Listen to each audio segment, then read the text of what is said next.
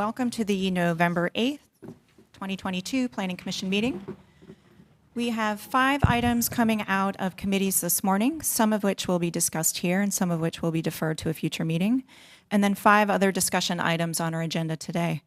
I would ask the commissioners to hold all questions until the conclusion of all presentations and any public comments so we can move through the agenda efficiently. At the start of every meeting, we have an opportunity for the public to comment on an item that is not contained on the agenda. Are there any members of the public who wish to speak on an item that is not contained on the agenda today?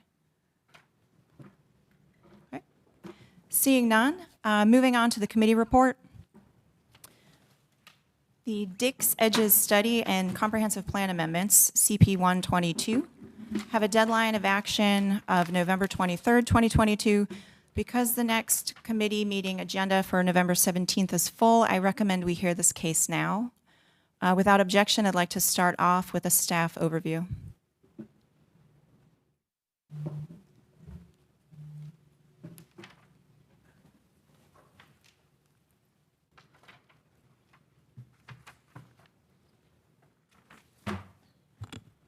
Good morning. So the Dix Edge Area Study and Comprehensive Plan Amendment, CP 122, discussed a few times at Committee of the Whole. I'll just provide an overview of what is included. Again, there are amendments to the comprehensive plan that include a new section of area-specific guidance with policies and actions that cover broadly affordability, land use, connectivity and transportation, and natural resources. There's an amendment to the future land use map that is recommended, as well as the urban form and street plan, and amended changes to the planned bicycle facilities map. So here's just an overview of the general topics in the area-specific guidance section, policies on affordability, including expanding housing opportunities, long-term affordability, policies for city-owned property, and continuing engagement with residents in the area, and some actions on educational services and heritage and cultural topics. And then land use policies add on to the future land use guidance for building height, recommendations for greenway-oriented development and urban frontages in a few places. And then one of the actions is the city-initiated rezoning. I'll note that action, which I think is action 1, does reference the city-initiated rezoning that you saw previously, Z5322, which the commission had a split vote on. Policies on connectivity, generally to improve connectivity of streets in the area, and then some natural resources policy on encouraging green stormwater infrastructure, environmental sustainability, and actions to improve interpretation and signage in stream and wetland areas, and actions to related to trail networks.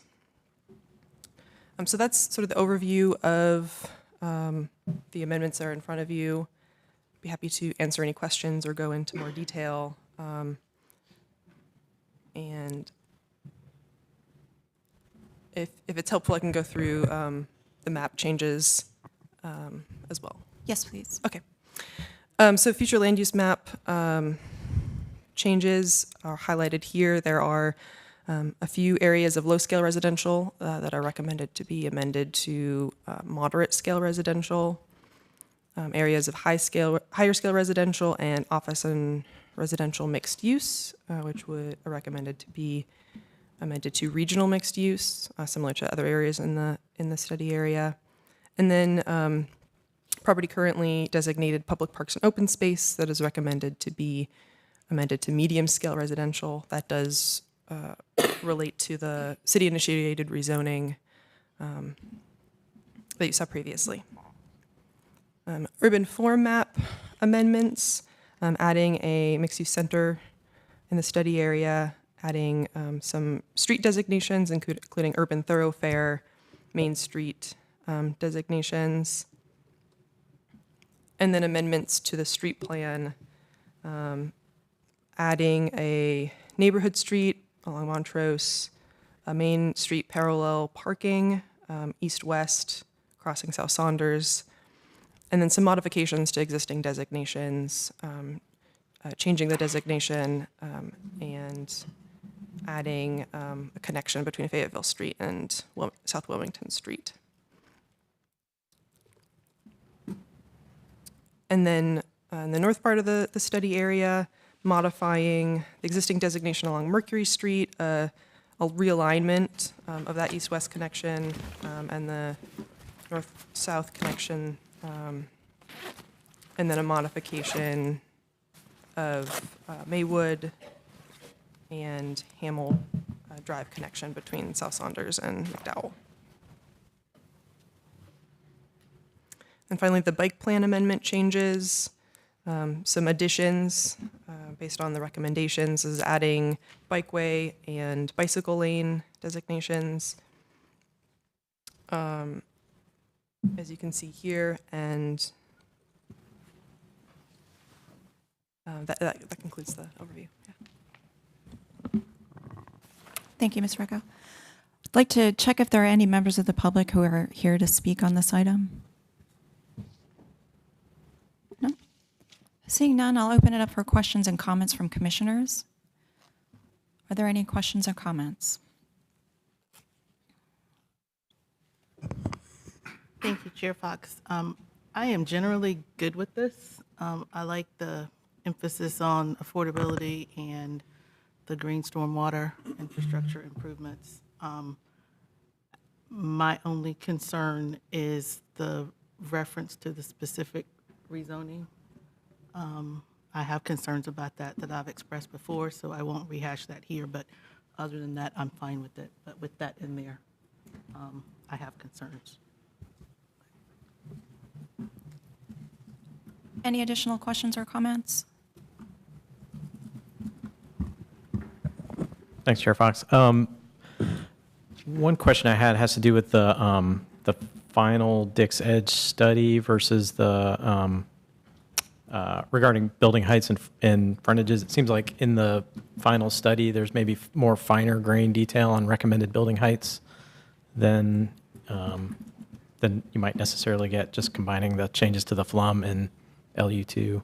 I don't know if you can, maybe staff can talk about, am I reading that correctly, or is that already accounted for somehow?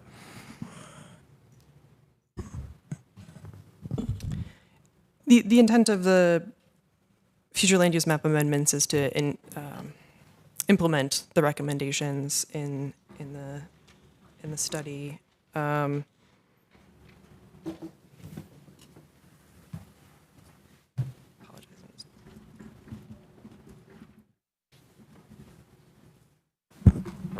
I would say that the combination of the future land use map changes and the policy that's already in the comprehensive plan that addresses edge condition, core, basically table LU2 that speaks to height, captures that combination of existing policy plus the future land use map, I think very clearly executes what's in the project document. So I appreciate what you're saying, that it looks like we're not making as much amendment as what's in the project report, but the existing policy working together with the changes, the amendments that we're making, I think would have the effect you are looking for. Okay, yeah, I just wanted to clarify that. It looks more specific in the final report than it does in the other thing, but as long as it's covered, that's good. Thanks. Also, I want to clarify, Hannah, while you're still up there, the two rezonings we've seen in this specific area, are those in conflict with the recommendations in the report, or would anything need to be adjusted in that comprehensive plan amendment? There are two actions in the area-specific guidance. One, Action 1, city owned property, that says rezone and redevelop the city owned properties at 1500 Wilmington Street, 15 Summit Drive, and 0 Waterworks Street for affordable housing. The commission, from what I recall, had a split recommendation where one was recommended for denial. So that might be one place where the commission may wish to recommend an adjustment to that policy. And then Action 4, city-initiated rezoning, does reference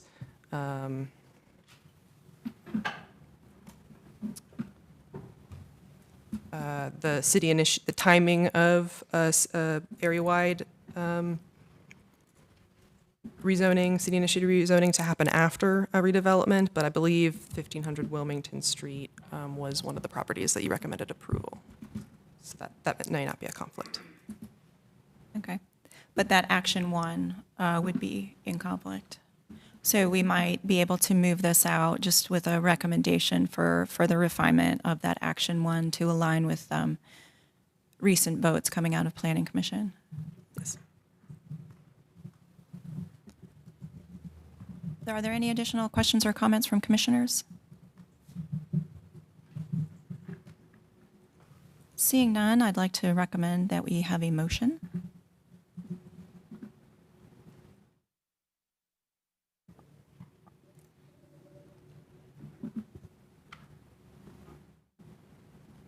And I do not believe we need a consistency statement for a comprehensive plan amendment.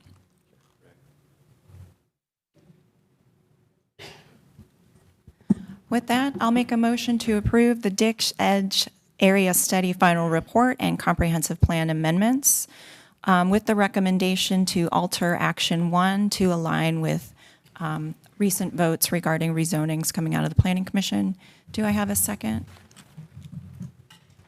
Good. I have offered a motion and Commissioner Dautel has offered a second. Is there any additional discussion or debate on the merits of the motion? Seeing none, those in favor? And any opposed? That motion passes unanimously.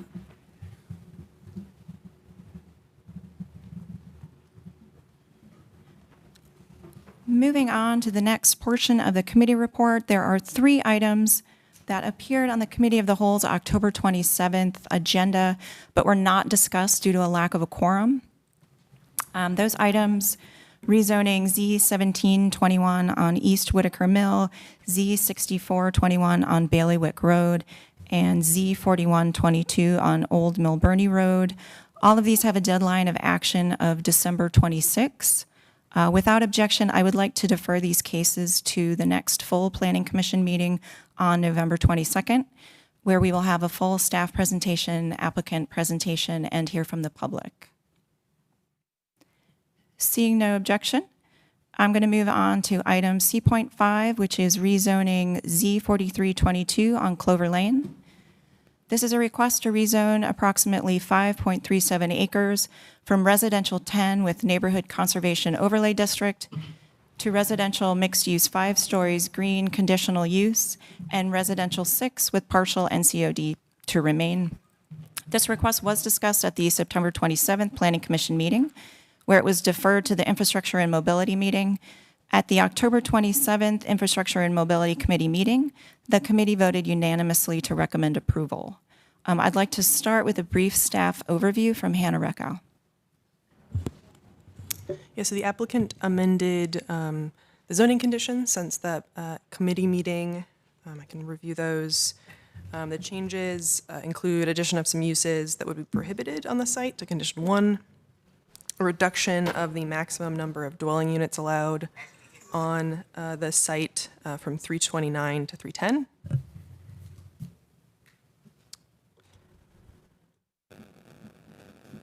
And then 2 conditions had been there specifying parking structure screening and lighting. These duplicate the requirements in TC 221. So after some discussion back and forth between staff, the applicant decided to remove those since they will apply regardless. And then 2 conditions were added.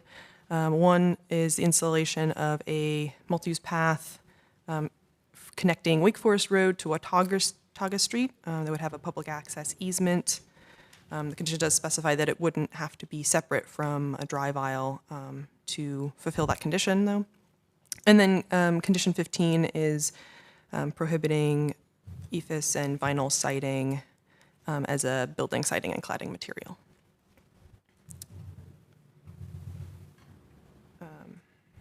And then there are no changes to the policy consistency overall. and I can end there. Thank you, Ms. Rego. I'd just like to check in. Are there members of the public who wish to speak on this item? I know we've heard a significant amount of comment, and we've seen a number of emails that come through. We can take a vote at this time to allow additional public comment of 6 minutes for both those in support and those in opposition. Would anyone like to motion to hear additional public comment? I would like to motion to hear additional public comment. Okay. And I will second that by show of hands. Those in support and any opposed, that motion passes unanimously. So we could put an additional 6 minutes on the clock, and we will hear both from the applicant and then after the applicant, members of the public.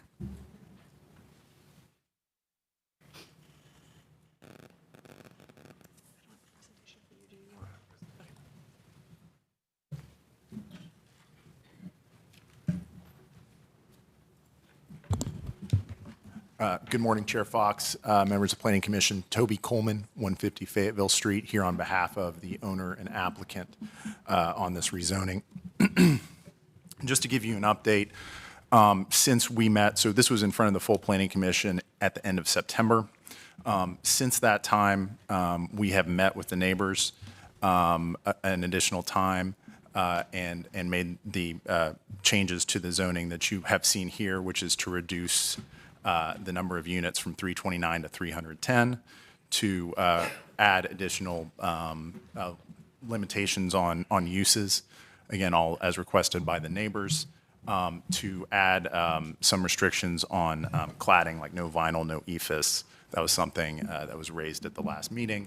And then to add in a provision that explicitly requires a multi-use path running through the property. This was part of our ongoing efforts to work with the neighbors. I think all of you got an email a few weeks ago from the neighbors where they proposed approximately 20 conditions.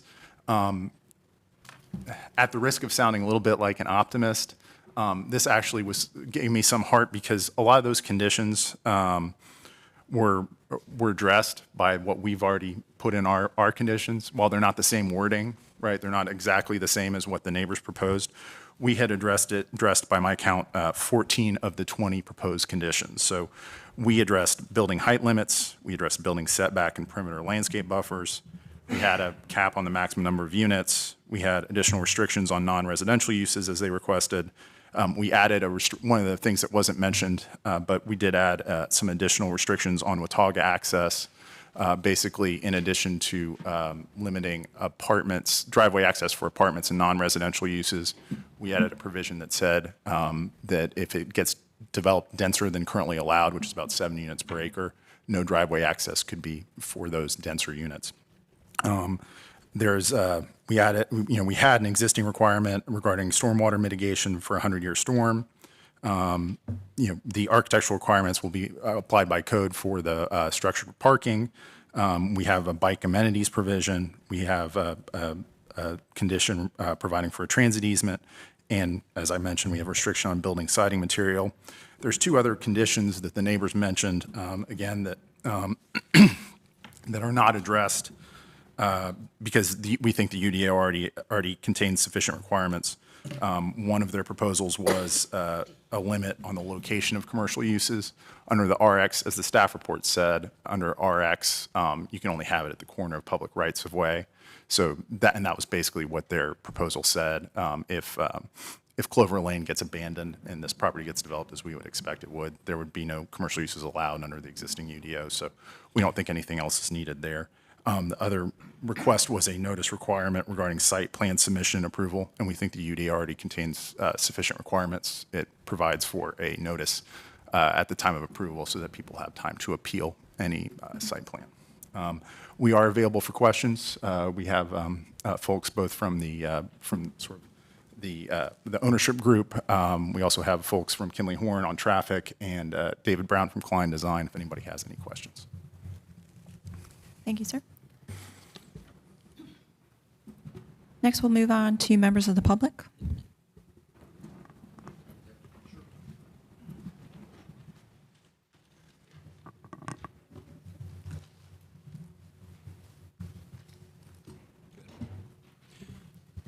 Good morning. I'm Ralph Flannery. I live at 503 Frank Street, and I've been following this from the get-go. As all of you know, you've seen me before.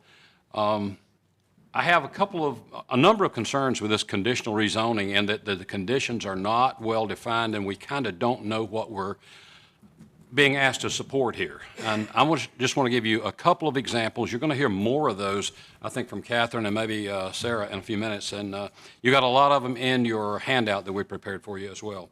The first one I want to talk about is not the exact height of the building, but how it's described. There's an elevation. If you look at the property you're familiar with, there's a horseshoe of 3 streets that go around it, and then Wake Forest Road on the front. You got Lafayette, then Watauga at the low point on the east side of the property, and then Frank on the north side. The elevation change between Wake Forest Road and Watauga is somewhere in the neighborhood of 20 feet. The description in these conditions says 65-foot building height on Wake Forest Road and 75 feet building height on the Watauga Street, 20 feet lower. That indicates to me that if you're going to have 65 feet on Wake Forest and you're going to have 75 feet on Watauga, the only way you can do that is with cascading the building down, which is a logical way to build this sort of thing on a piece of ground that has an elevation change in the first place. If you're going to cascade the building down, why would you ask to let it grow as it penetrates further into the neighborhood on Watauga Street rather than let it stay the same height all the way through and cascade it and let it meet the 65-foot height? Very unclear to me why we would do that, and we've talked about it and we can't get clear answers on it. The other thing is that we switched in these conditions from describing 65 on Wake Forest Road as the height of the building. We go to 75 feet on Watauga, the rear and east side, and we call that the height of the wall plane. The wall plane does not define the height of the building. That is the wall plane. So what's above the wall plane is left out of there. Again, just examples of things that are still unclear to us. So we need your help in letting us get these conditions nailed down. A conditional rezoning should have the conditions pretty well nailed down so there's no interpretation or fuzzy areas in these things. That's my main concern. The only other thing I would say is I'll reiterate my invitation that I gave to the Infrastructure Mobility Committee. Anyone that wants to hands-on go look at this, me and several of my neighbors and friends would be absolutely delighted if you would meet us there for a 15-minute little walk around. So with that, I will give it over to Sarah.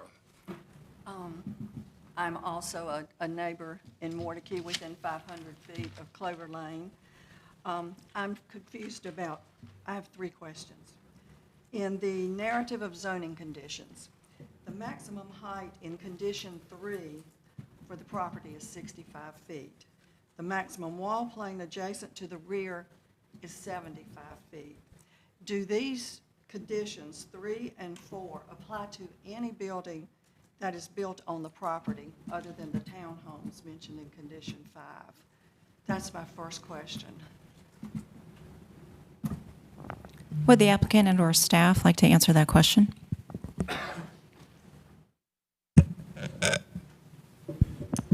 Yes, and they would apply to any building as a maximum building height, except for, as you note, townhomes, which condition.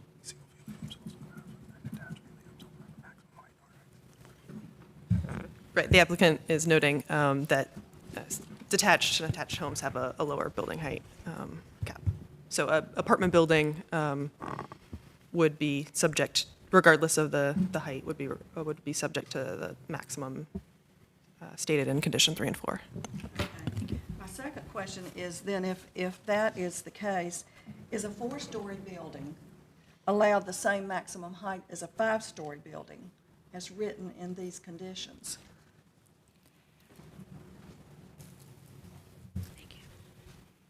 Yes, the cap the cap is not specific to the number of stories. Okay. It applies to any apartment building that would be built. Okay.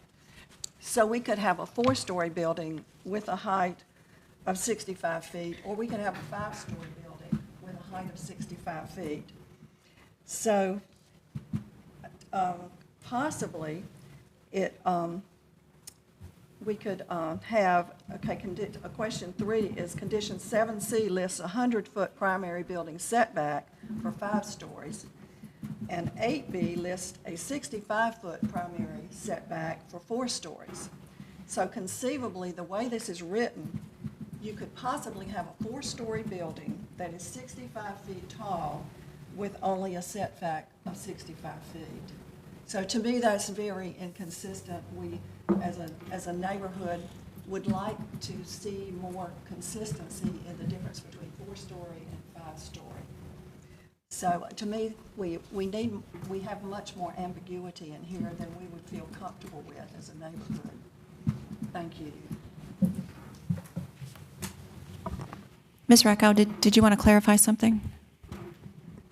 Yes, just on the comment on condition 8, the condition 7 and 8 are building off of the UDO's requirement for neighborhood transition yard, which does include an area, zone C, that is a height taper down. And I believe the 65-foot setback would not, under that scenario, the height would still need to be tapered. There would be a little bit of zone C required there. Thank you.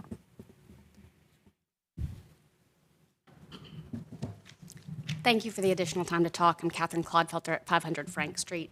I'll keep it brief. You have our PowerPoint presentation. I encourage you to look at it if you have not. What the neighbors are asking for is not a rejection of development on this property, but thoughtful and protective conditions that address neighborhood infrastructure, the character of our neighborhood, and the homes lost with the rezoning. You have 57 units of naturally occurring affordable housing that you cannot get back if you do not have a plan for what happens to this property. Our infrastructure will be overwhelmed if you have a density that does not address and plan for infrastructure. A TIA will be required. You have no plan to do a TIA before a site plan. If you already know a TIA is going to be required, do it now so that we can then know what might happen to Wake Forest. You just put a ton of money into a road diet. Don't undo the road diet because we haven't planned ahead. You're going to overwhelm stormwater. The condition that's proposed, as we heard in the committee, is the exact same condition that the UDO requires. This is not an additional protection for the neighborhood, and we need more. I hear you say it's important not to place all the blame on the developer, and I understand that. But if you don't figure out what needs to be done now and plan for it, you're putting all of the cost on the residents who'll then have to pay for the sinkholes in our backyards and the flooding in our homes, or on the city that will have to fix city infrastructure. Ask for an engineer to come out now. Thank you for the additional time. Thank you. We're going to move on to questions and comments from commissioners. Would anyone like to start off with a question or a comment?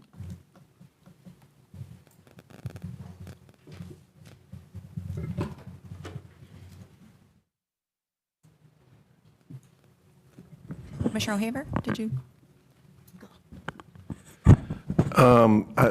It seems that the 100-year storm is above and beyond. This is a question for staff. The 100-year storm is above and beyond what's required by code, correct?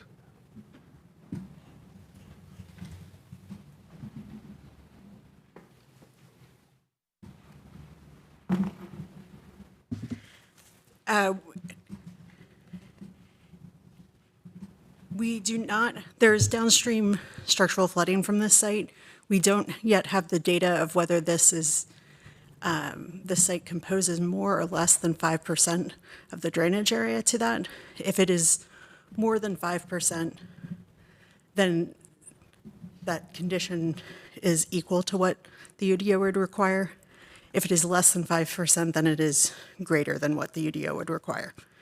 Right. So it could go above and beyond what's required, but it is part of the code. It could. Okay. Thank you. Commissioner Bennett, did you have a question or a comment?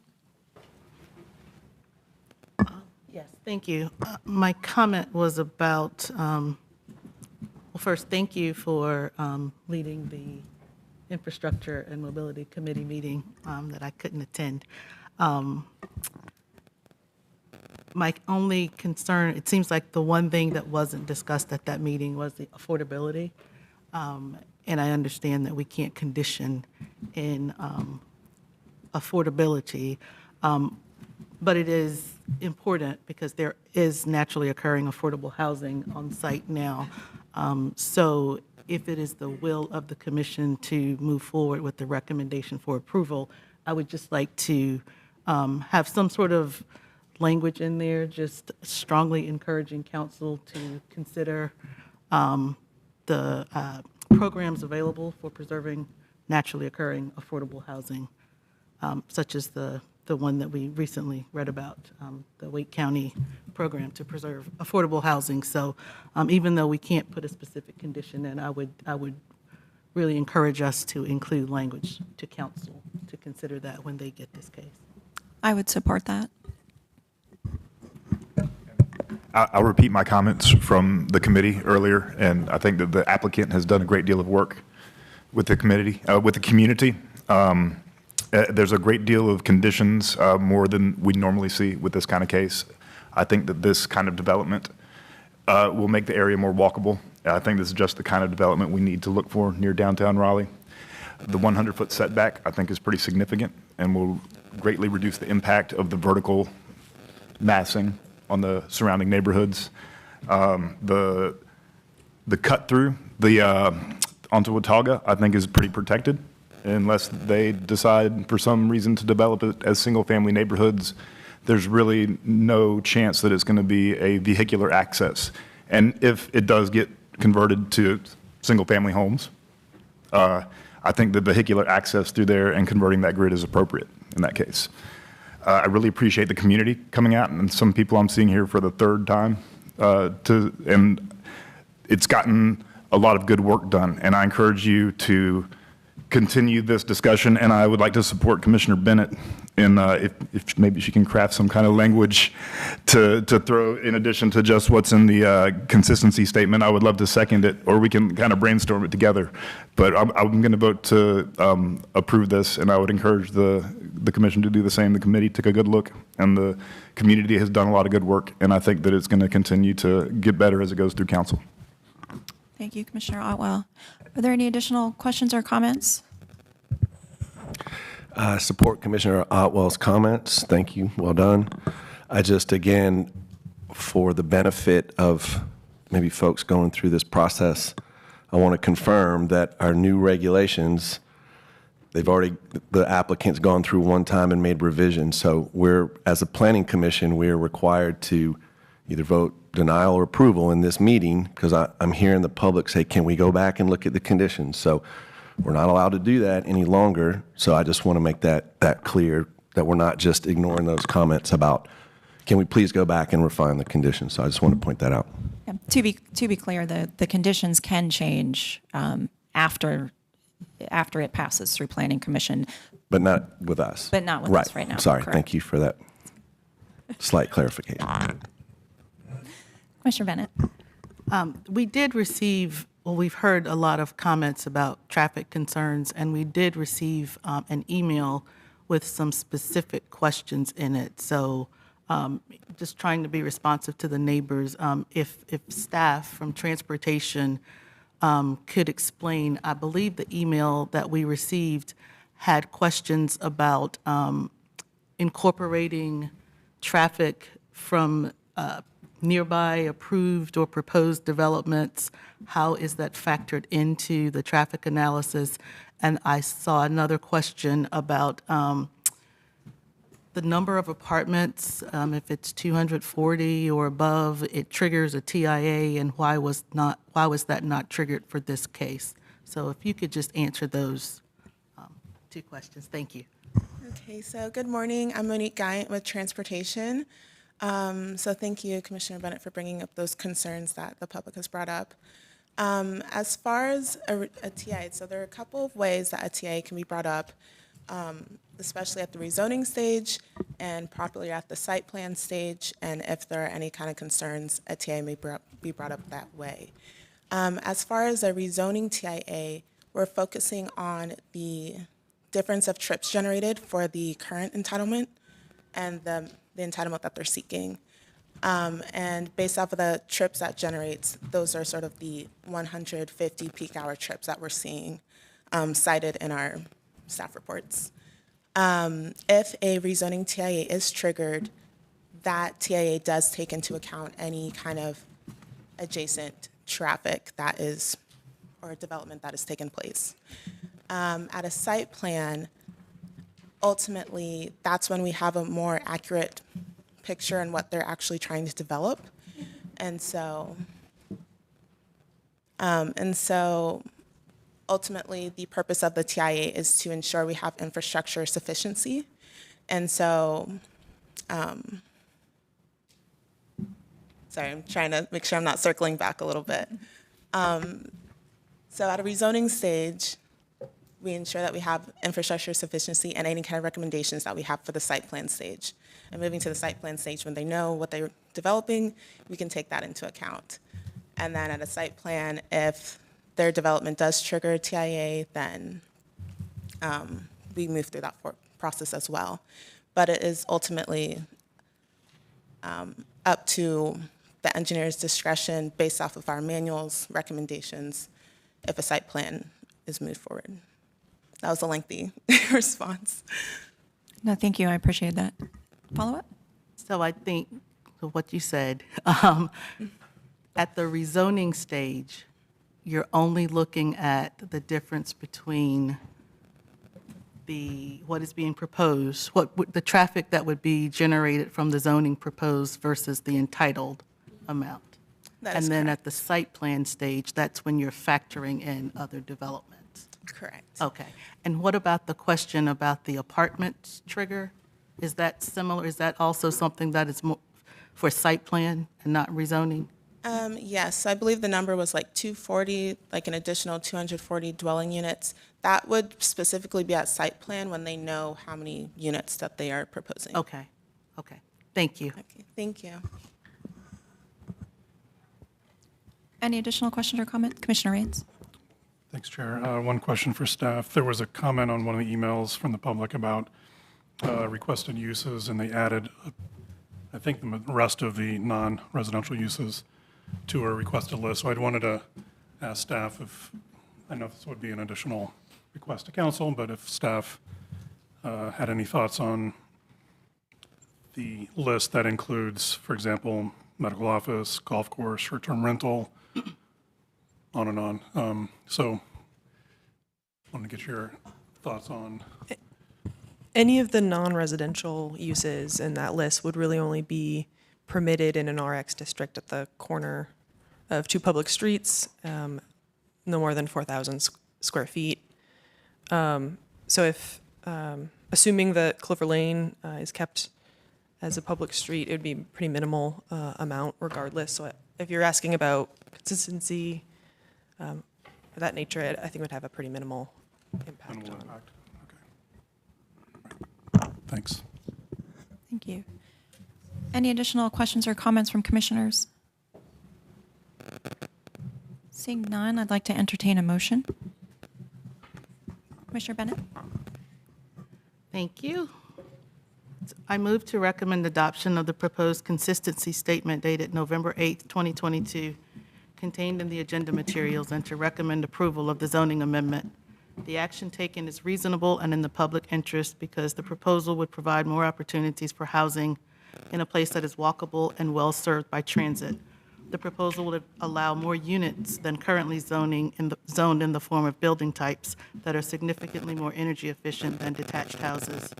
The proposal would allow for additional housing choice for residents in an area otherwise who do not want to live in a detached house or at a stage in life where a detached house and yard is not feasible. The proposal allows housing types that are relative to new detached houses more affordable.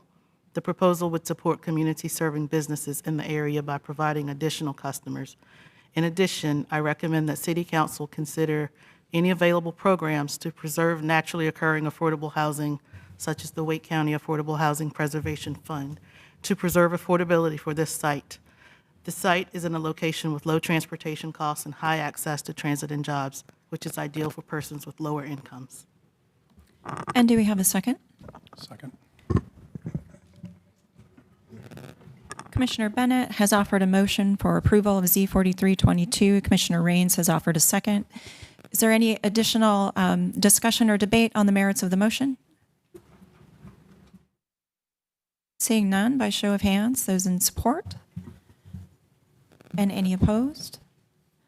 Okay. The motion passes, and if you'd like to declare your nay vote. Yes, my vote is a little confusing with respect to the fact that I was voted for at the committee level, but I did just want to highlight this to council. Some of my fellow commissioners have had some really good comments about the reasons that that we might want council to take a closer look at this. I think the neighborhood has been very mobilized and active in advocating for themselves, and I think hopefully this will raise awareness that there is still an appetite on the neighborhood's behalf to continue to work on conditions.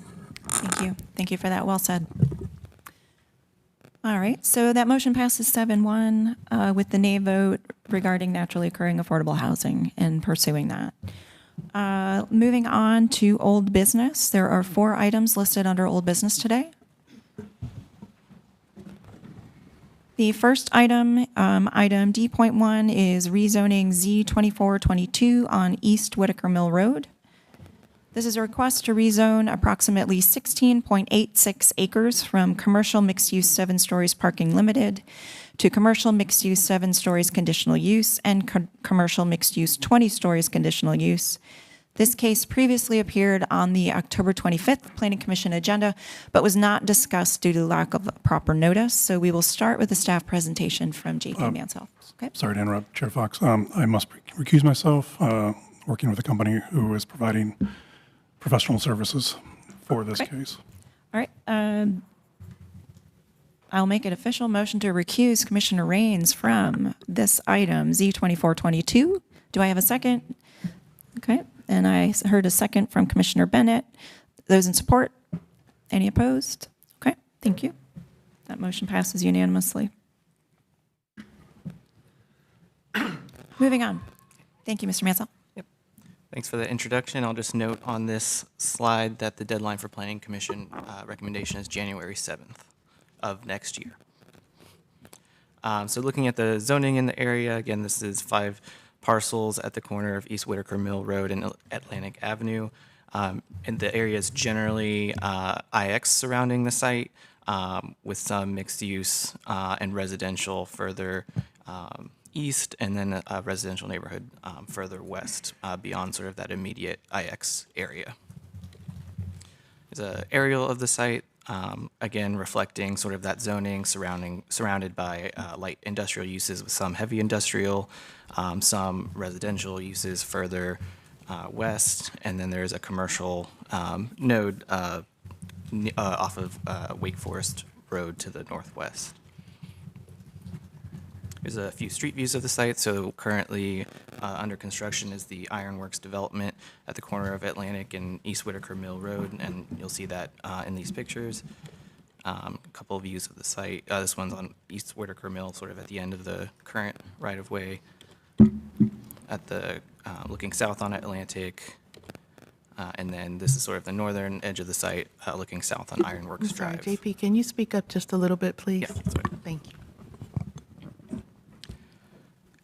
So this slide is coming a little bit early because I think it's going to contextualize some of the next few slides. So looking at transit service, current transit service, there are 2 routes within geographic walking distance of the site. Route 2 to the west, the closest stop is a northbound stop. So at this location, the route sort of splits into 2 different directional or 2 different routes in sort of a loop. So the closest stop would be northbound.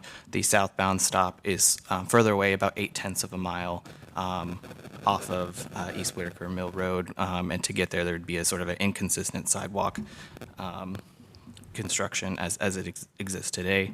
And then Route 1 on Capitol Boulevard is also within geographic proximity of the site. However, because of the railroad and the pedestrian infrastructure surrounding the site, there's not a great and safe pedestrian connection to that transit. And so while geographically close, the transit access to the site or the actual walkability of from the site to transit is not as good as the geographic proximity would suggest. So looking at proposed conditions, Condition 1 prohibits certain uses that would otherwise be allowed in a commercial mixed-use district. Condition 2 would require a bike share station for up to 10 bikes on the site. Condition 3 is a new condition that was added since this previously appeared on the agenda.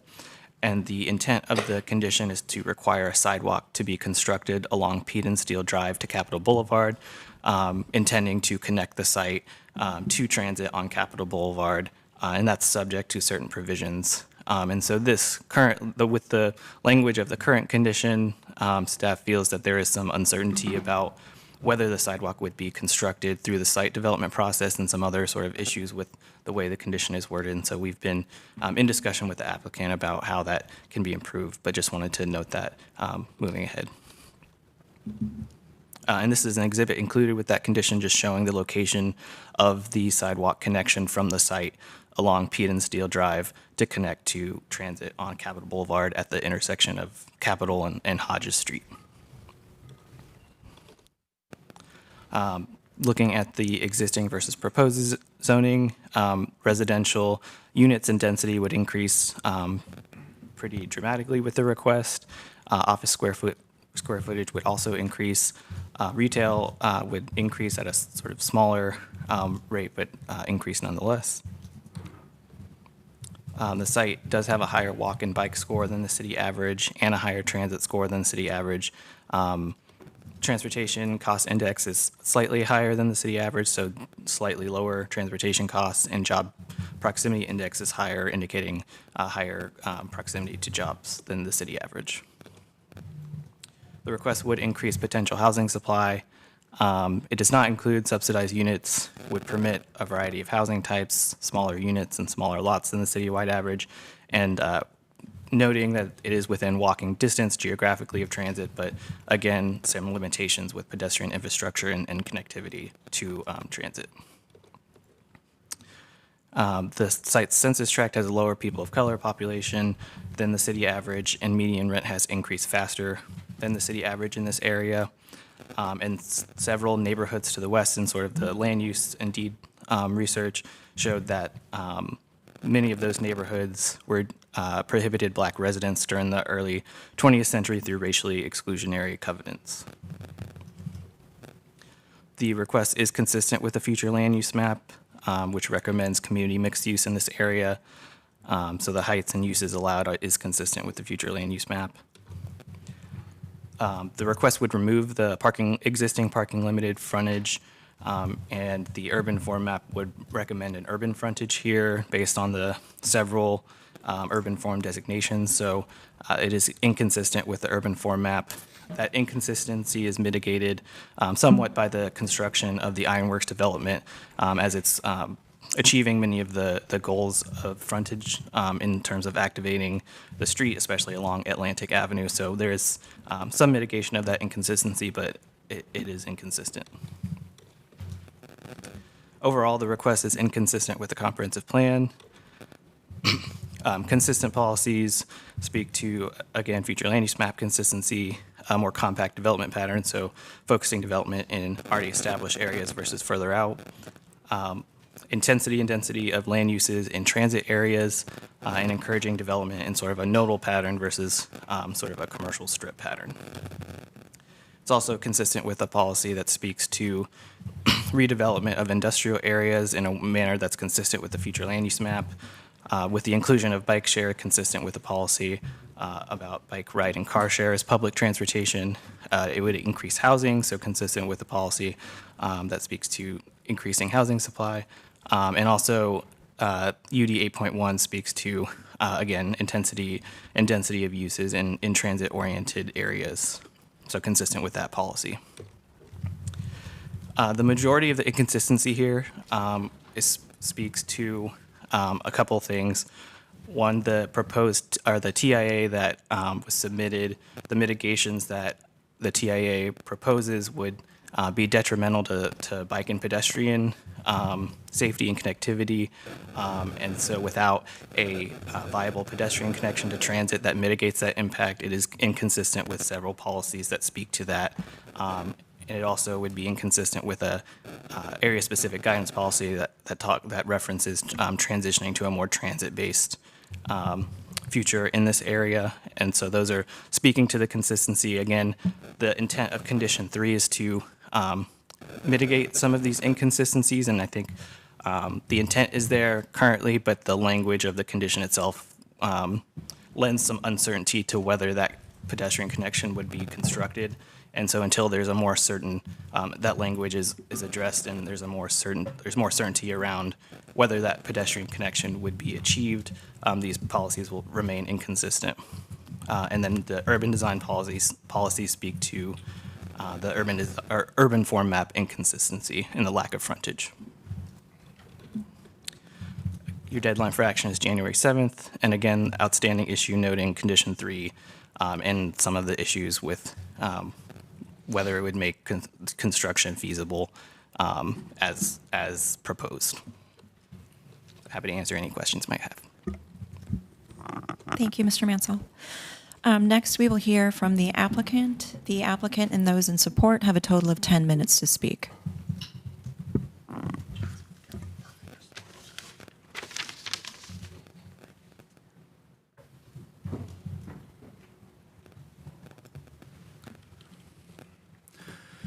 Good morning, Madam Chair, members of the Planning Commission, Michael Birch, Longleaf Law Partners, here on behalf of Raleigh Ironworks developer, Grubb Ventures. Ann Stoddard is also with me here this morning in case there are any questions for her. I want to start, want to assure the Commission I'll touch on the 2 inconsistencies highlighted by staff, but first I wanted to give you a sense of kind of how this site fits in the context of what's going on. Y'all have seen a number of cases recently in this area, and so I just want to highlight those for you all, and also to highlight kind of the connectivity, both from a transit perspective, sidewalk perspective, and greenway perspective. So the site is identified here. Then I want to note just you have the dock. Well, let me start out with Ratchford. So Ratchford Drive up here in the top right-hand corner, that just came through Planning Commission a few weeks ago. That site is connected to the greenway that runs along, comes under Capitol here, goes along Ratchford, and then comes along Crabtree Creek, and then passes that way. I also want to note the case, again, that was right here about 3 or 4 weeks ago, the Blue Warehouse Building, 2114 Atlantic Avenue, rezoned to 20 stories. I want to highlight East End Market here. Allows for tower up to 11 stories, about 500 units of residential, a lot of office space, retail space. They will be providing sidewalks. The city's got a project along Wake Forest Road. They'll be providing sidewalks along Whitaker Mill Road. And then finally, although this didn't come through Planning Commission, I think y'all are familiar with the Dock 1053 project here, also by Grubb Ventures. And as a part of that, just this area generally, the redevelopment of this area generally, Grubb has been in deep conversations with the city about, actually it's going to be right here, a pedestrian bridge over Atlantic Avenue that would be subject to a public access easement, and then would also have public access easements on both sites, providing true public pedestrian bike access from public sidewalks over the pedestrian bridge. And when you land, you also have a public access easement out to the right-of-way as well, providing for kind of safe pedestrian bike crossing of Atlantic. As you all know, the Atlantic Whitaker Mill intersection, even though it's signalized, is blind in some areas. And so Grubb continues to pursue this bridge, and we anticipate to be at council from a easement standpoint in July of, January of next year, 2023.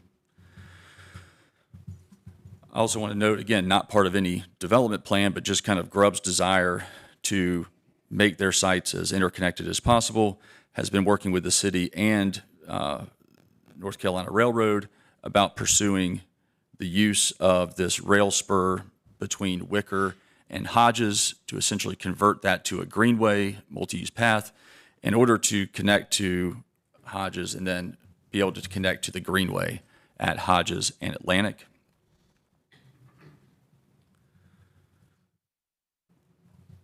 And then also, this was a discussion as part of the Ratchford case, but there's the bridge here at Capitol, just between Hodges and Ratchford. DOT is replacing that bridge, and as a part of that bridge replacement, we'll be providing a 10-foot multi-use path on the, call it, north side of the bridge. So providing sidewalk connectivity from Ratchford down to Hodges.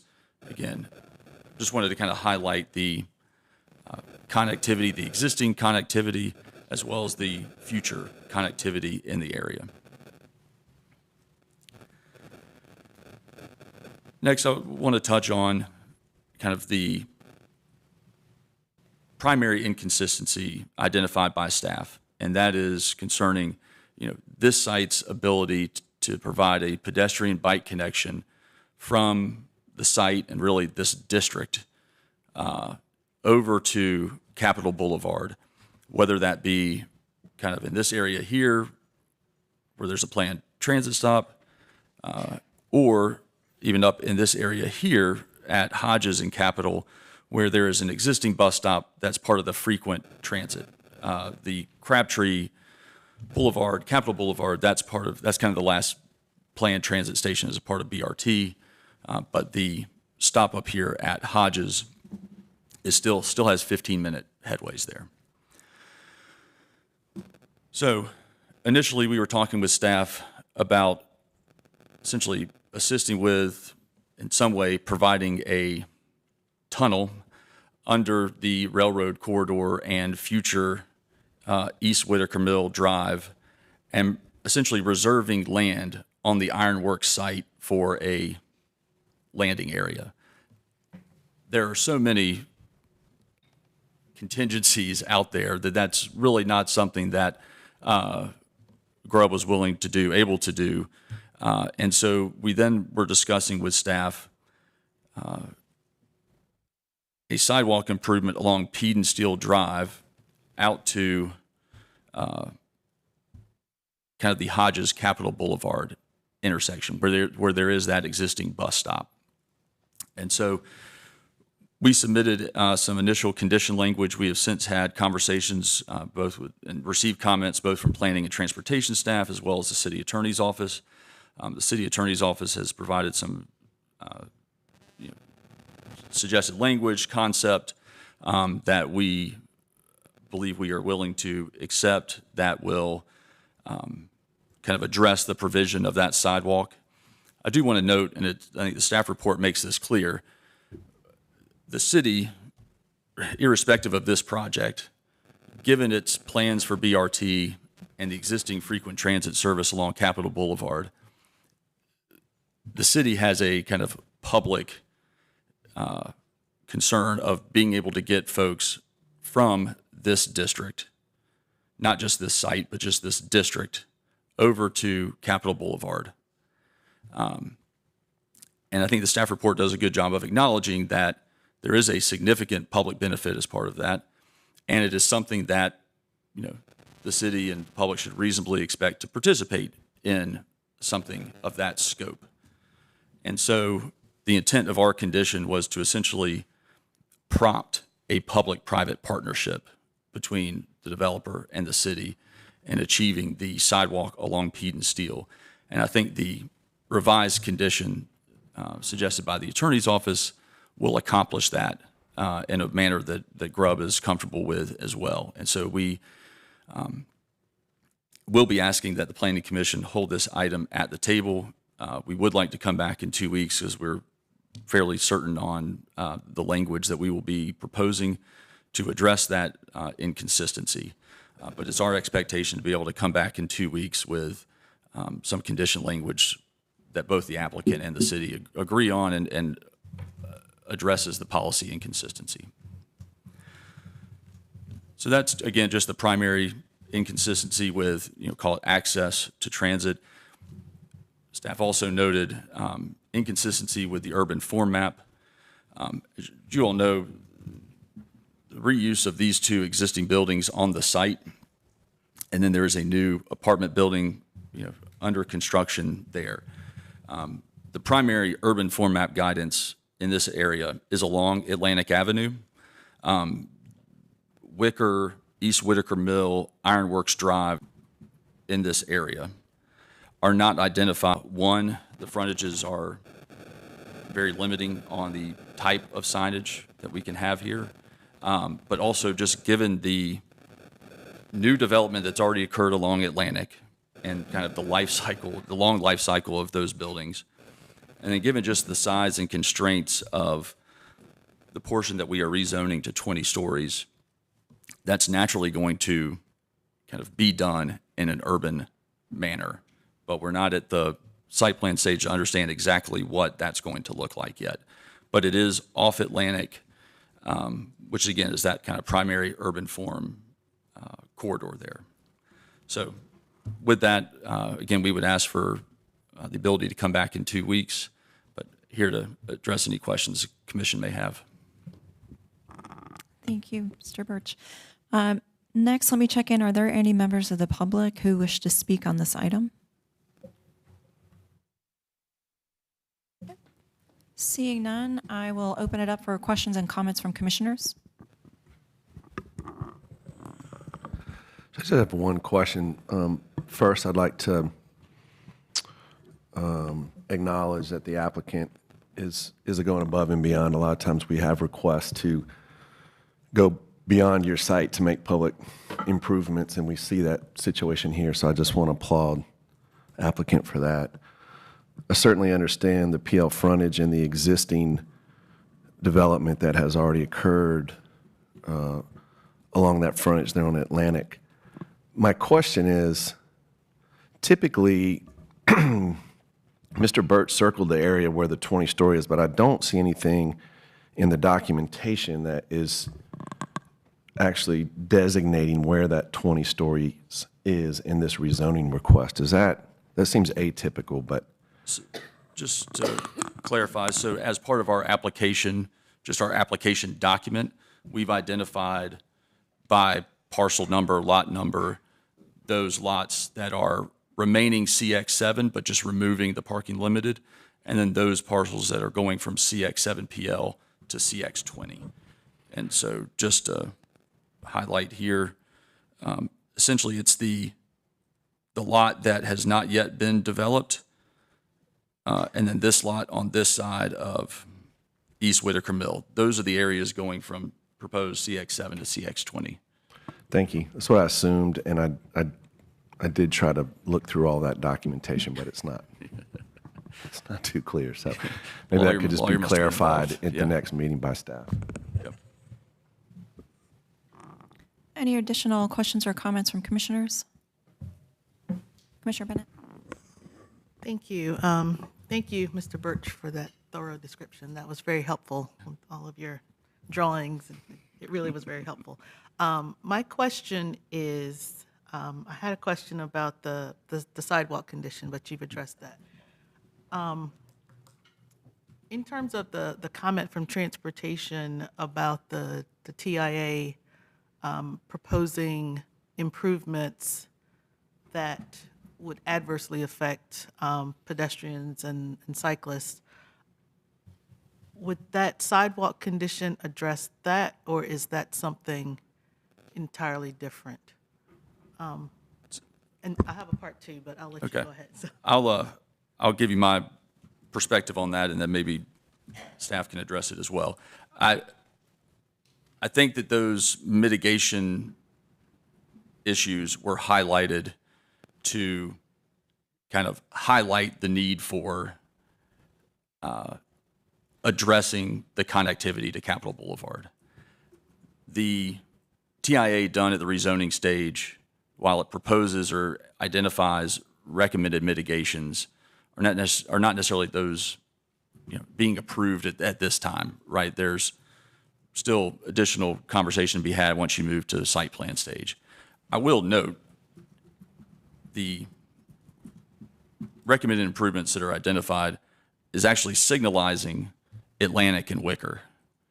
I think staff's concern is that we have a right-hand only. as well as another right hand that's also a shared left. But we are signalizing that, right? So I mean, that is a safe condition. We also have recommended mitigation to provide a turn lane along Atlantic Avenue into Whitaker Mill Road, which of course is being driven not just by this site, but also the increase in intensity on the site to the south from IX3 to CX20. And so, but again, I think those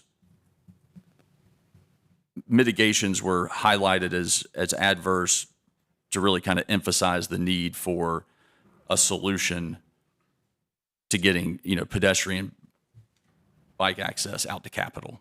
So that's my perspective. I'm sure staff comment on that as well. Okay, thank you. And my part two is more general.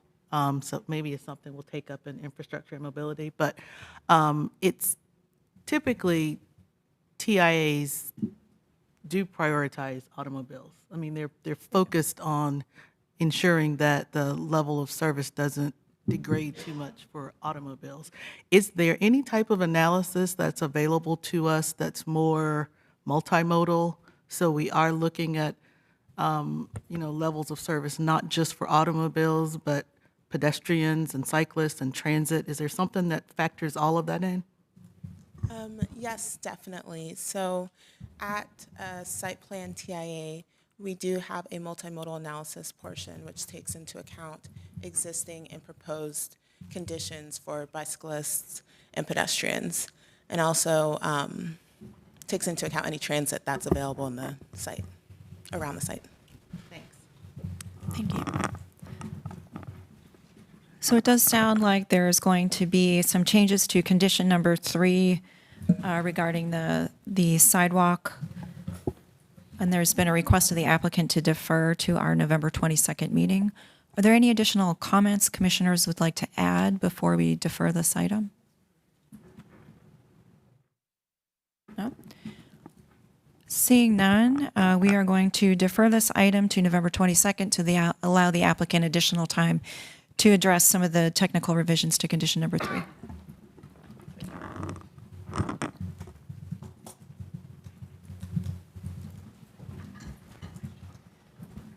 Moving on to the next item, which is D.2, case Z5422, Peace and West Streets. This is a request to rezone approximately 2.6 acres from industrial mixed-use 12 stories to downtown mixed-use 30 stories urban general conditional use. We have received a number of emails regarding this item. I'd like to start with an update from Ira Mabel. Thank you. Good morning. So this case was heard on the 25th of October. The applicant has submitted some unsigned conditions, so I apologize in advance to confuse you about procedure eventually, but we'll go through that at the end when I lay out what your options are. But your deadline is December 24th. So your future, just a refresher, I should say, of the case and the site. I believe now officially Smoky Hollow Park. Did they counsel? Not quite officially yet. Not quite officially, okay. Recommended by the Parks Advisory Board. In any event, so the applicant has submitted some draft conditions for responding to staff comment. So the condition number 1 remains prohibition of uses. There were 2 conditions about parking structure screening, which were redundant with the recent text change. So those have been removed. Prohibition of surface parking between the building and the park. And then there was a pedestrian connectivity, which was rather vague, so they have made that, adopted staff's recommendation about the wording for that one. And then there was also a recommendation that the amenity area be placed into public access easement, so ensuring that that is a truly public amenity. And then number 7 is the same. So consistent, no changes in the consistency with the future land use map, comp plan, urban form map. And again, your deadline for action is in December, so there are 2 more meetings left. So just to be clear, the UDO says that Planning Commission can only consider signed conditions submitted 10 days before, which has not happened. So you can make a certified recommendation, or if you choose to, it will be on the old conditions. However, these technical corrections can be between today and the council hearing. So presumably council, when they get this case, would vote on the conditions I just walked through, if that makes sense. Not at all? Okay. Perhaps when someone's ready to make a motion and wants to ask me a question about what it should be, that's fine. Or you could also defer, like I say, there's 2 more meetings left. Chair Fox. Yes, sir. So if we make a motion today, though, it's on the old conditions, is what I heard you say. Technically, yes. There's a provision, I'll say it now. So there's a provision that we can accept technical corrections, which I believe is what they are intending with the draft they submitted, for council to consider at their public hearing. So there won't be a delay if the applicant wishes to move forward with the changes in green I just walked through. Council can schedule that and have that. So a lot of the time we say, it's not worth deferring here because council has to wait 2 weeks. Unless the applicant is willing to make some other change, what I just walked through, which is what they've shared with us, can go through without delay. So they may or may not be willing to do other things. That's, I think, a question for them. And again, I'd be happy to come back during time if you choose to make a recommendation today to sort of help that. Thank you, Mr. Mabel. Just to be clear, this would then denote the one change of conditions at the Planning Commission level. Well, no. So that has not happened yet. Okay. Thank you. No, that answers my question. And this is old business, so I believe you have to, if you want to hear from anybody, you have to make that motion. Correct. So if we would like to hear additional comment and information from the applicant, we would need a vote in a 2/3 majority. Is anyone interested in making? I'd like to move to hear from the applicant and the public, please. Okay. Do we have a second? Commissioner Otwell has offered a motion. Commissioner Dautel has offered a second. By show of hands, those in support of additional public comment of 6 minutes. Okay. And that motion passes unanimously. So we'll start off with the applicant team, if they would like to take 6 minutes to provide additional comments. Good morning, Mac Paul, Morningstar Law Group, here on behalf of Raleigh Development Group. We have Chris Carter here with me, who you may remember was not feeling the best 2 weeks ago, but he's here with us, and Richard Adams with Kimley Horn, who has done some traffic analysis at the request of the neighborhood, and that presentation has been loaded. First, I do want to say our conditions, we understand, were submitted. I mean, Ira did look at them, bless them, and I understand from our office that they were submitted. So while I'm speaking, maybe someone can check on that. So you just don't have to worry about what you're voting on. And so as far as Commissioner Otwell's comments, there were several items 2 weeks ago that y'all asked to look at. So we have provided and submitted some animated shadow studies, which were one of the requests. I think there was some questions about stormwater and Pigeon House Creek, which really is a question for staff if you would like to have them address that issue. Commissioner Otwell asked about the bike ped connectivity on West Street. So we have had conversations with Parks and Rec and with Transportation. They have communicated, and TJ McCourt is here this morning to answer questions about what the long-term vision is for bicycle connectivity through the northern site, and whether West Street bike lanes and the Park Greenway both are necessary as part of that vision.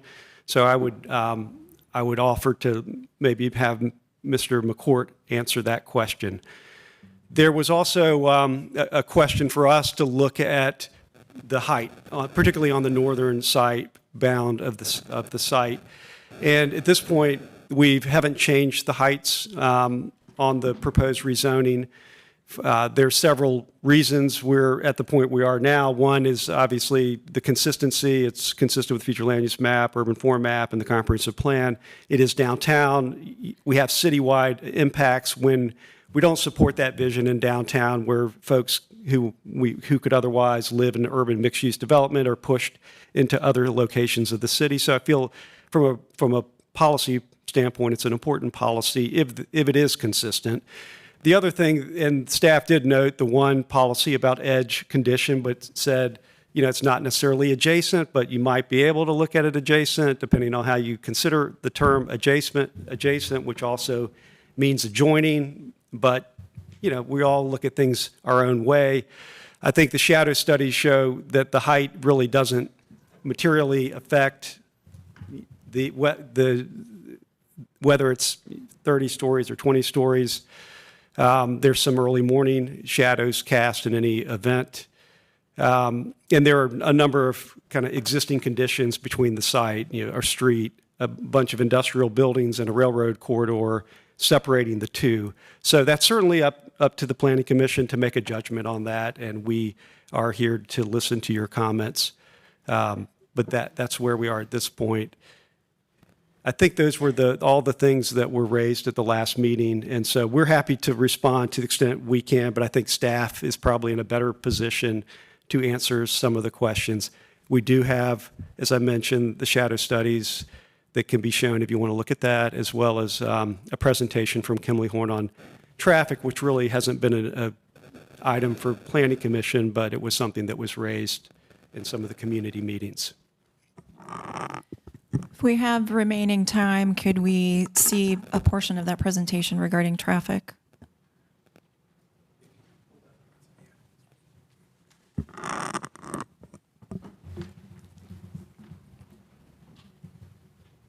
Good morning. Richard Adams with Kimley Horn, 421 Fayetteville Street here in Raleigh.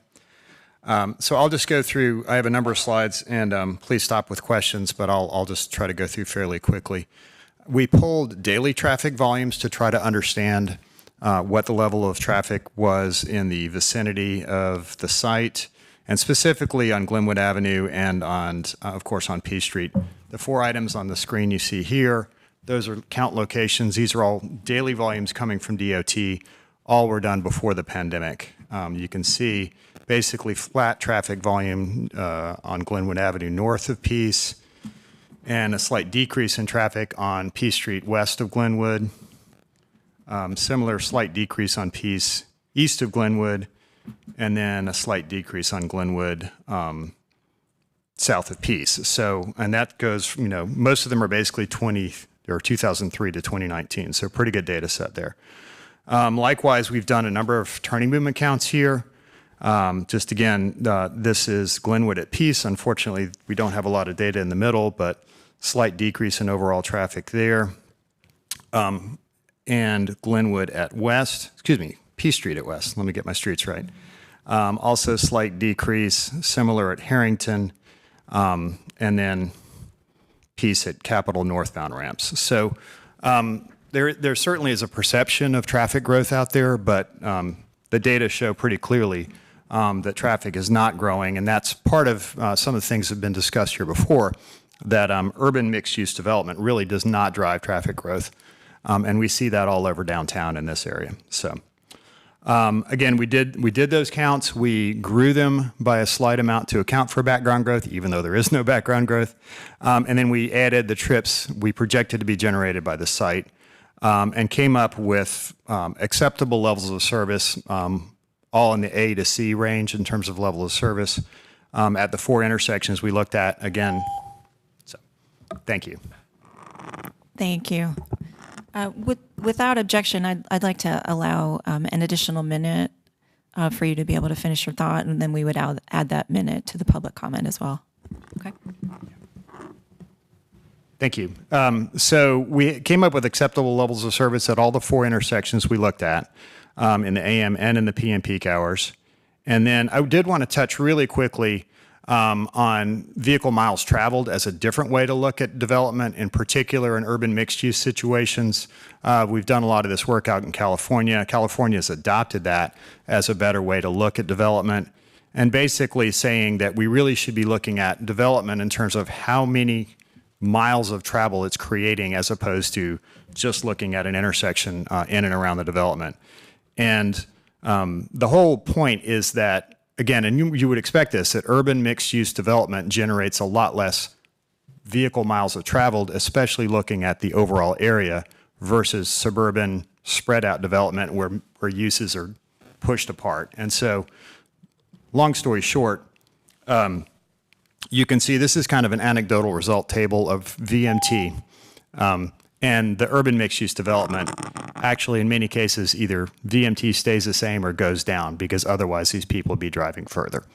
So thank you. Questions? Thank you so much for that. I actually think, following up on a comment you made earlier, Commissioner Bennett, this might be a worthwhile discussion item to hear more about in infrastructure and mobility. Well, thank you. Great. Thank you. All right. Next, we're going to move on to comments from the public.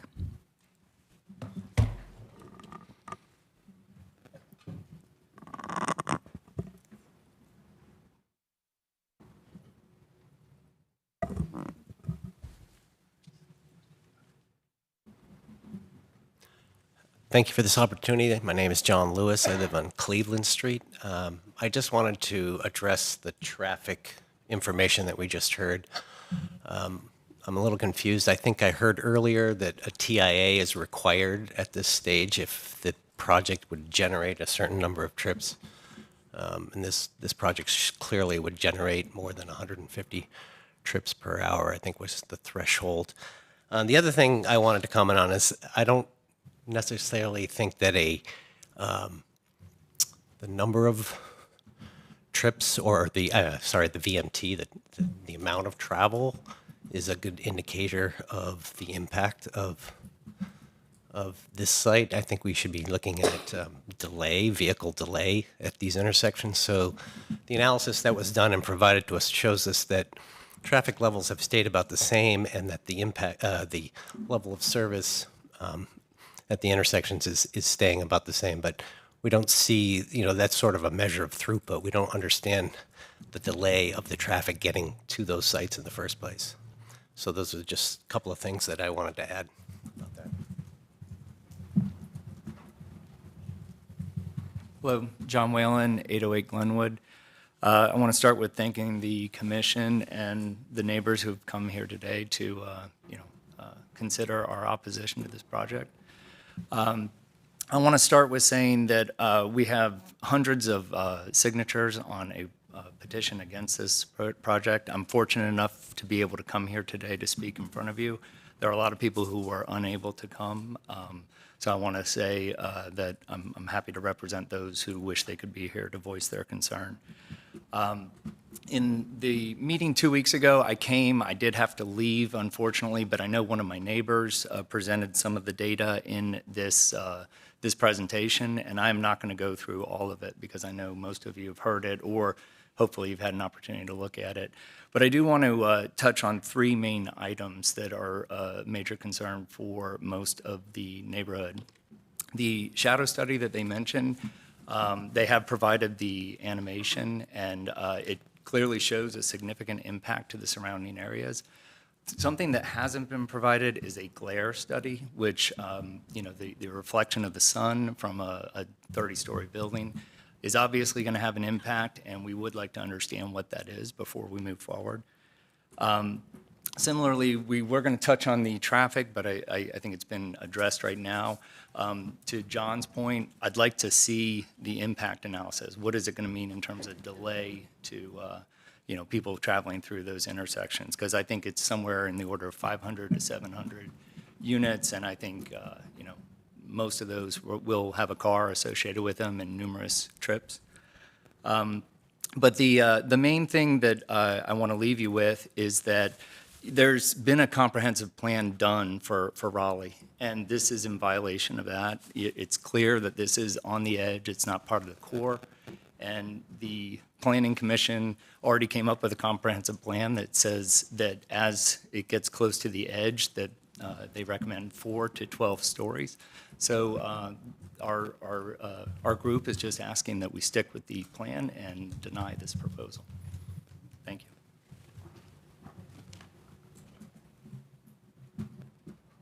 Good morning, Commissioners. My name is Mark Nance at 509 Cleveland Street. Lovely to see you again. I want to let me stick with the key point and sort of reiterate what John just said. We're not arguing that the site should not be developed. We're not arguing for lots of things. We're just saying keep it at the 12 stories that it was planned for. And in fact, went through sort of an exceptional process, as I understand, to create this 12-story for a good reason. A couple of points I want to address from the last time. from the conversation, really focusing on the impact on the park and areas around it, not just our neighborhood. To the comment, I know that shadows, that people like shadows, people look for shade. I agree with that. Chavis Park is disappointing to me because there are no trees left. I sit in the shadows. But in the wintertime, I don't do that. And so I think people want choices. What we're doing is basically asking the citizens of Raleigh to invest millions into a park and then allow one developer for personal profit to literally overshadow the entire thing for a better part of a day, of a usable day in the winter when people, again, most need sun. So yes, I agree, shade. I'm a big fan of it. Look at me. But not only shade. To the question of edges, I agree also that parks are defined by their edges. I think that just underscores the need to get this right, this particular edge. It's unclear to me why an extra 18 stories creates or enhances the edge necessarily. Surely 12 stories also provides that edge. And I'd argue that two 30-story buildings on a very narrow park create more of a wall than any sort of enjoyable edge. There's always the Central Park comparison, right? But of course, Central Park is half a mile wide. So unless the developers are planning on taking everything from this park to Krispy Kreme, which we all know is sacred, then I would suggest that 30 stories is going to be problematic and is sort of wider, taller than the planned park would be wide. So again, 12 stories would seem to provide an edge for that's there. I think in general, and sitting through the previous presentations underscores this, the developers ultimately have provided very little information. We said last time, any information that we have about its impact on the surrounding areas comes only as a request from us.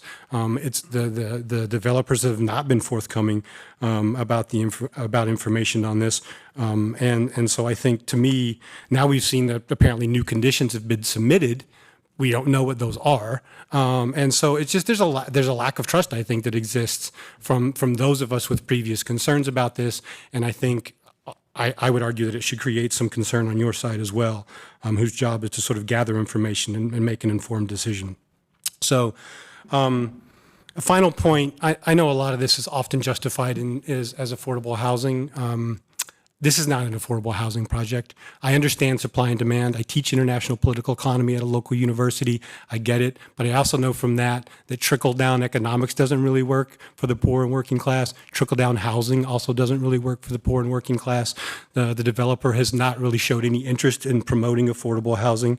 And so I think that argument really doesn't hold a lot of water here. So again, just stick with the rules that were on the land when the land was bought. That's all we're asking for. Thank you.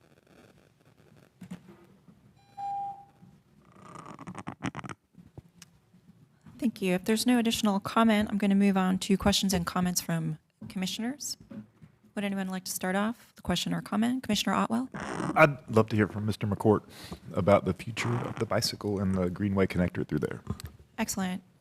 And I don't know if you can speak to this, Mr. McCord, but there was a comment made about the impact to the park. If the Parks Department has an opinion on a negative impact of a tall building adjacent to the park, I'd like to hear about that as well. Definitely. TJ McCord with the Parks Department. I'll start with a few general comments, and then if there are more specific follow-up questions, please let me know. First of all, I do want to point out that the concept plan that we're working with right now as the city for this park is very much that. It is a conceptual plan. We're in the process right now of moving on to the schematic design phase. That's going to be the first phase of that kind of development of construction documents process. So there is a lot of specificity that we just don't know at this stage. It's just an unfortunate situation in terms of the timing relative to this rezoning case, that there are some answers that we simply don't have, at least at any level of specificity beyond that concept plan level. With that said, if all goes according to plan and our Parks Bond referendum does pass, we will know that later today, the phase one development of this park, as far as what the city is looking to take on at this stage, includes development of a greenway trail from Peace Street up to Dort Street. As of right now, the concept plan as a whole does call for pedestrian connections out to West Street in the Cleveland Street area, a little bit farther north, and then finally up at Dort Street.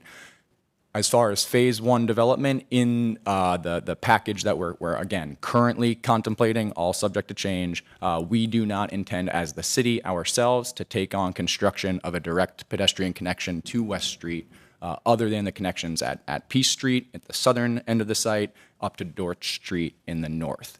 That said, pedestrian connection out to West Street is certainly consistent with the concept plan for this site, and if there is a way that we can work with the applicants, with the developers here, to figure out a way to make that happen, whether that's through private contributions or an evolution in what we include in the scope of our schematic design for phase one in response to the proposed development here, there are certainly opportunities for that to change and for us to get that pedestrian connection completed here in phase one. As another kind of general comment, I'll point out we are actively negotiating with the applicants to figure out what a partnership agreement might look like between the developer and the city in the context of the development of this site and development of the park. At this time, that's being negotiated separate but parallel to this rezoning case, this rezoning application. So at this time, there's nothing included in the application that directly speaks to what that partnership agreement might be. Again, that's an evolving situation. As far as the concerns over shade and shadow on the park site, I want to start out by acknowledging, yes, that is certainly a negative externality that we should be taking into account, that you all should be taking into account when we hear about cases like this. We do understand there is a certain loss of use that comes along with, excess shade in the wintertime when we all want to be out in the sunshine. There are some really fascinating kind of natural resource economics proposals for how you can quantify exactly what that negative externality is and how you might tax or otherwise ask the private entity to offset or mitigate some of those impacts. At this time, as far as I'm aware, the city of Raleigh just doesn't really have those mechanisms codified in any sort of way. And I'd also point out, as I know the discussion already has, there are positive externalities that come along with this as well, as far as, again, activation of the park's edge, some of those adjacencies and synergies that we've talked about. I'll say that the concept plan for Devereaux Meadow Park did contemplate an urban edge along this western frontage. So in that sense, at least, this rezoning proposal is not inconsistent with what we expected as we were developing the concept plan. In terms of direct impacts to the park property, say the health of vegetation, trees, things that might be impacted by that increase in shade time, I'll say a few things. First of all, most of the shade, the shadows that would be cast on the park property are going to occur during the winter season when most trees and vegetation, right, they're dormant during that time. They're not leafed out. So we're really more concerned when it comes to the vegetation health aspects of it, more concerned with shadow impacts during the summertime, the spring and summertime. And right now we're not seeing a significant impact there. In fact, during the summertime in North Carolina, most of our plants that we'd be looking at in this location will appreciate a little bit more shade. Again, though, I'll fall back to point out that right now we only have those conceptual level designs done. There is not a planting plan yet for this site. That's something that we'd be developing in the schematic design and later phases as we move forward over the next year or two. And once we get more clarity on what the development proposal is going to be for the site, our planting plans will respond to whatever that reality is at the time. But I think we're confident that in terms of, again, the landscape design, the vegetation choices, the plant palette that we'd be working with, we don't have major concerns over the shadow impacts on this site. Well, just to make sure I'm clear, so I think I understand that the city does not contemplate a bicycle pedestrian connection north of Dorch Street. Is that correct? In the park, as part of the park plan. I may have misspoke there. So I was south of Dorch Street, between Peace and Dorch. Right now, what we're planning for phase one development of this site is a greenway trail that would go from Peace Street to Dorch Street. The concept plan includes opportunities for pedestrian connectivity west to West Street. We are not currently planning on constructing those as part of phase one. Okay, thank you. And would there be any consideration for keeping that corridor open 24 hours as a transportation corridor. Most park greenways close at night, if I'm not mistaken. That's correct. So currently, yes, most of our greenway trails, if not all of them, except for those within the right-of-way, are managed on a dawn to dusk schedule. I do need to point out that is an operation and management kind of level decision. I will say that right now, our Phase 1 budget for development of the park site does not include lighting along the proposed greenway trail. That would be something that would have to be added on. But in terms of the management of the greenway, we haven't made a decision one way or another yet that this would be operated dawn to dusk or 24 hours. Given, again, the urban context, the urban interface, I think that's an operational level decision.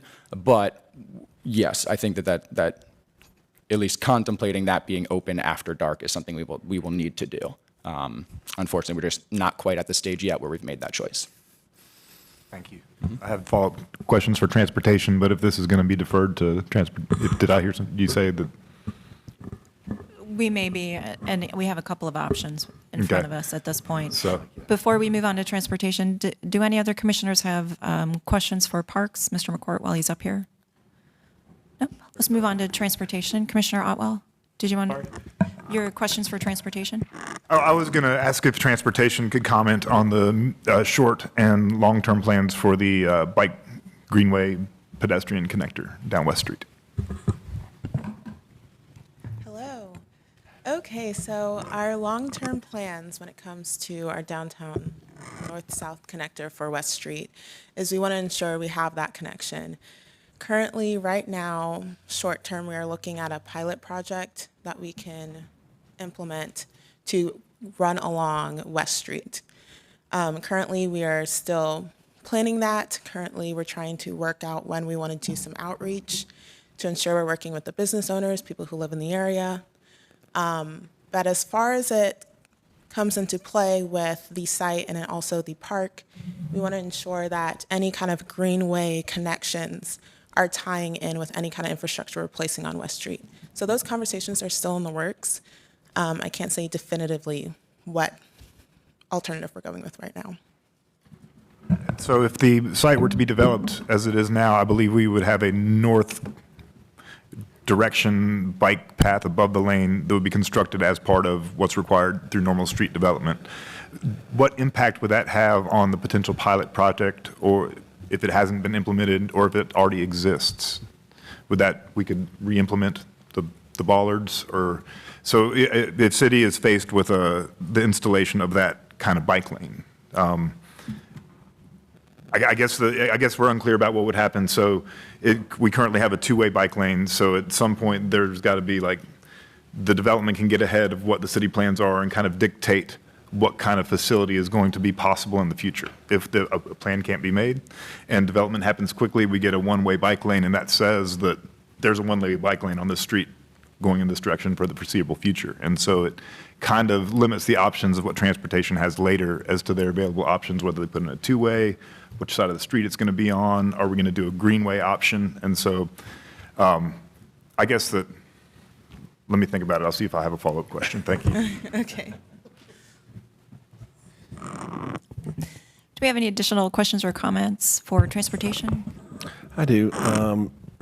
Going back to the level of service versus vehicle miles traveled, so I understand that the level of service at those intersections are an A to C. And isn't level of service defined by delay? That is correct. How we are setting the level of service is defined by the delay experienced by the vehicles. As far as the analysis that Rich has done with Kimley Horn, I can't specifically speak to that.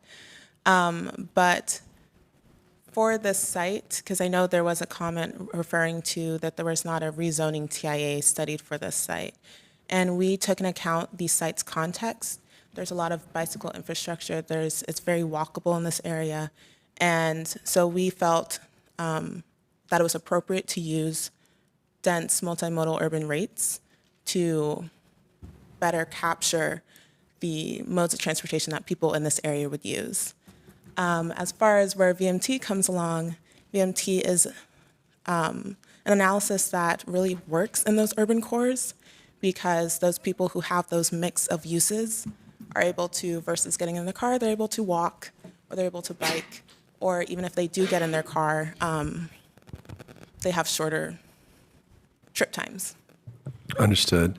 And the acceptable level of service by the city of Raleigh is what? So an unacceptable level of service is F for City of Raleigh streets. I believe DOT is E, but we have not seen those kind of level of services for the intersections in this area. So A to C is pretty good. That's Okay. acceptable, yes. Okay, thank you. Any additional questions or comments from commissioners? Commissioner Bennett? It's not transportation related. So you can. Thank you. My question is to staff. I just need to hear a little bit more about adjacent versus adjacent. Sure. Because the staff report says a generous reading of the policy implies that lower building heights than included in the request are more appropriate here. So it sounds like maybe if we don't read it generously, then this is okay. I just want to hear more from your point of view about the proximity of this to the residential neighborhood and the policy about adjacent land uses. So I can try to help walk you through my thought process in general about the comprehensive plan and what it says about all sorts of stuff. And I'm going to try and do this with some visual aids. The first step generally is in terms of height in particular, which I'm going to assume is what you're mostly asking about, is the future land use map, and there's a table in the comprehensive plan that has a couple of columns. It was referenced a couple of times today about how to interpret which column is which. Ooh, that's an annoying sound. So this is the table LU2 we refer to. You probably can't see it. So the site is Central Business District, which has a number of columns. I'll say the ones that are NA were inserted after the Equitable Development on Transit Plan. So those are Emerging Urban Center and Neighborhood Center. Very specifically are station area types. So where BRT stations are, we define them by different types. And downtown is a separate. Downtown is just downtown. So we're not applying TOD downtown. All the stations are treated as downtown generally. So there are a couple of categories that staff has guidance in the plan as to what most applies. In this case, the assessment was core transit refers to areas located within the core of a mixed-use center, about 30 acres or more. So downtown certainly applies to that. The question of whether or not you think this site is core or not, I think, is somewhat a question. And then, or fronting along a corridor program for high capacity frequent bus transit. So that is true in two cases here. There's a BRT, if I can use iMaps now. There is a BRT station notionally planned. You can't really see it again because downtown sort of obscures the circle. But in the Equitable Development and Transit Plan, it accounts for two alternatives for Capitol Boulevard. One is Johnson Street, and West Street, which is here. And the other is on Capitol somewhere, I can't exactly remember. So that would be, if that were to happen that way, that would happen 1 block from the site. The other one is Glenwood Avenue, which is, again, sort of obscured, but programmed for high frequency transit. So in my estimation, core is a reasonable, I can't do video, to start with. Now, moving on from there, there is general, which is general, and then edge, which is located within 150 feet of low to moderate density zoned for 3 stories. So that is not the case. This is farther than that. I'll call it 250, which is, I believe, what the neighbors have said multiple times. There is some guidance of conflict. So when you might be in both core and edge, you take general. But in this case, my interpretation was that core is the most appropriate. However, having said all of that, I do sort of equivocate about those policies about station area land uses, because the northern station is so uncertain. So I do, similar to the way I say a generous reading of the edge might make you think it's inconsistent. I think it does also take a generous reading of this to say, you know, a BRT station is for sure going to be here. I think it's probably likely.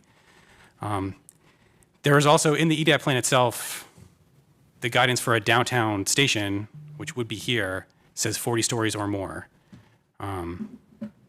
So in table LU2 and that, I think, you know, that points to that. I would say how we define together as English speakers what the word adjacent means, I'm not going to comment on. I will say historically, and that policy very specifically also, well, not that policy, but there are policies that also say, you know, adjacent to residentially zoned. Historically, turn all that stuff on. When there is, between the rezoning site, which is here where we're talking about, very rarely, or only a subset of policies refer to across the street. So neighborhood transitions, for instance, don't apply across the street, only when property boundaries touch. And in this case, there is a street, there is a block that is zoned IX3 and will presumably remain that way until those people seek to rezone, and then another right-of-way. So to my knowledge, we have never interpreted that amount of separation to trigger any of these policies. So sorry if that was that was my train of thought anyway in my analysis. The last thing I'll say is the staff report is, you know, the reflection of the facts and then our assessment of how the comprehensive plan supports or does not those facts. You are welcome to make in your certified recommendation your own assessment of the comprehensive plan. You know, the CR, the certified recommendation form, is pre-filled for you as a time saver, but that will say whatever you say in your motion. So if you disagree with staff assessments, you know, as is always the case, you can feel free to say, we think I move to fill in the blank because it is inconsistent with whatever you think it is. Clearly, there are differing opinions on what policies should and should not apply here, but. That was actually very helpful. Thank you. Okay, great. Thank you. Do we have additional questions for Ira while he's up at the podium? Commissioner Rains? Just one question, thanks. You mentioned the BRT is a question mark for that area. If there was a case that had a density, I guess that would be informing whatever happens on the decision-making process for this BRT. Meaning if case goes through, it gets approved, higher density, would that? I doubt it. So I think the BRT, as far as I know, then the Northern Major Investment Study is funded. And I do think the decisions for that really have more to do with the geography. So where there's room for stations, which streets can best accommodate a station. I think the engineering aspects, you know, overwhelm the land use. Sort of, we do the land use in response to where we can fit a BRT line and its stations, more so than the other way around. That's my understanding of how that would work. I don't know if maybe Monique has a counter thought, but. Thank you. Any additional follow-up on that? We're feeling pretty good about it. I'm hearing the consistent concern about height on this particular case as it relates to shadow. If you are in fact proximate, the shadow is actually more intense when the building is wider versus when the building is taller. And I just have a question. There are regular standards on how you perform a shadow study. I've not heard of anyone doing a glare study, and we do not have any recommendations or a metric by which we do that. Is that correct? Right. So, right. I mean, the shadow studies, sort of show you what they are. I think they're not quite the truth. They do show very harsh lines that extend very far, and that's generally not how shadows work in the daytime, right? They get less intense and sort of blurry. Glare, yeah, I'm not aware of that. I mean, so what I will say is,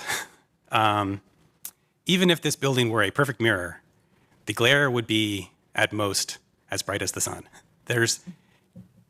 Unless this were somehow shaped as a lens with the focal point on this neighborhood, that's just physics.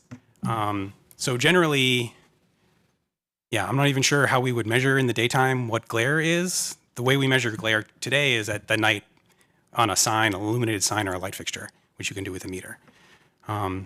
So I don't, number one, even know what you would say other than your building can now be so shiny as such as to reflect 100% of the sun. And then if that's the case, like what percent of the sun is appropriate to reflect? That's a sort of a value judgment that I'm not equipped to tell you what is enough or too much. But generally I can say about glare is that that's, reflective glare is going to be no brighter than the daytime. You may or may not care about that. Again, I'm not going to tell you that their concerns are invalid or valid, but like from a technical point of view, for us to regulate, that's what we would have to try to deal with. So to paraphrase it, it would be very challenging to craft any language associated with it into a condition. Yeah, I mean, I'm not sure how to measure it. You could, I guess, potentially have a condition about materiality, like the reflectivity of the glass or what have you. I don't know any sort of logical basis to determine how reflective is too reflective or not. Again, it's sort of beyond the realm of anything I'm aware anyone has ever regulated. Perhaps one way we can address it, and I'd maybe hear from the applicant, is with articulation on the facade. That's one way to control for things like glare or the massing. Have you considered any conditions related to articulation of the facade?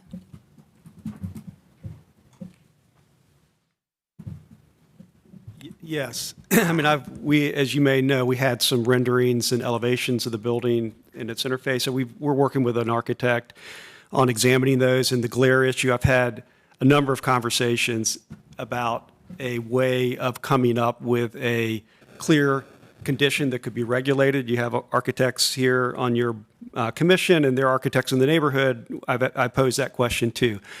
I have not gotten an easy condition recommendation. We're all familiar, well, those of us who were born before 1970 or 1980 remember the mirrored glass from the 1970s, which was very reflective. You don't really see that anymore, so that would be one thing to prohibit something that's not really used much. The ultimate, as you said, I mean, it's going to be a function of articulation, balconies, all sorts of things about the building design that will affect glare. So, we're certainly open to it. I've posed that question to a number of different architects. I just haven't gotten a really good answer. While you're up there, just a follow-up question. Have you considered conditions reducing the height? I mentioned earlier that we have. At this point, we're kind of resting on the comprehensive plan and the fact that all the kind of existing conditions separating the site and the opportunity. This is a great opportunity for the gateway and the park, not wanting to unduly limit what could go there.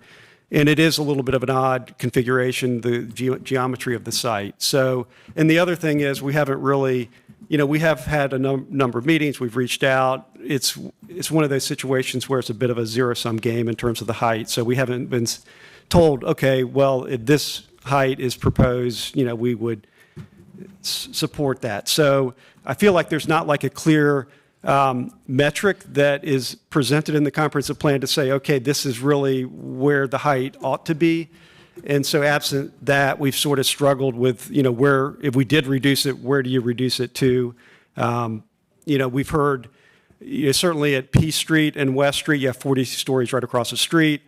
I haven't heard as much concern about that. And so if it was going to transition, where would that transition occur? So those are, that's kind of where we are right now as far as height.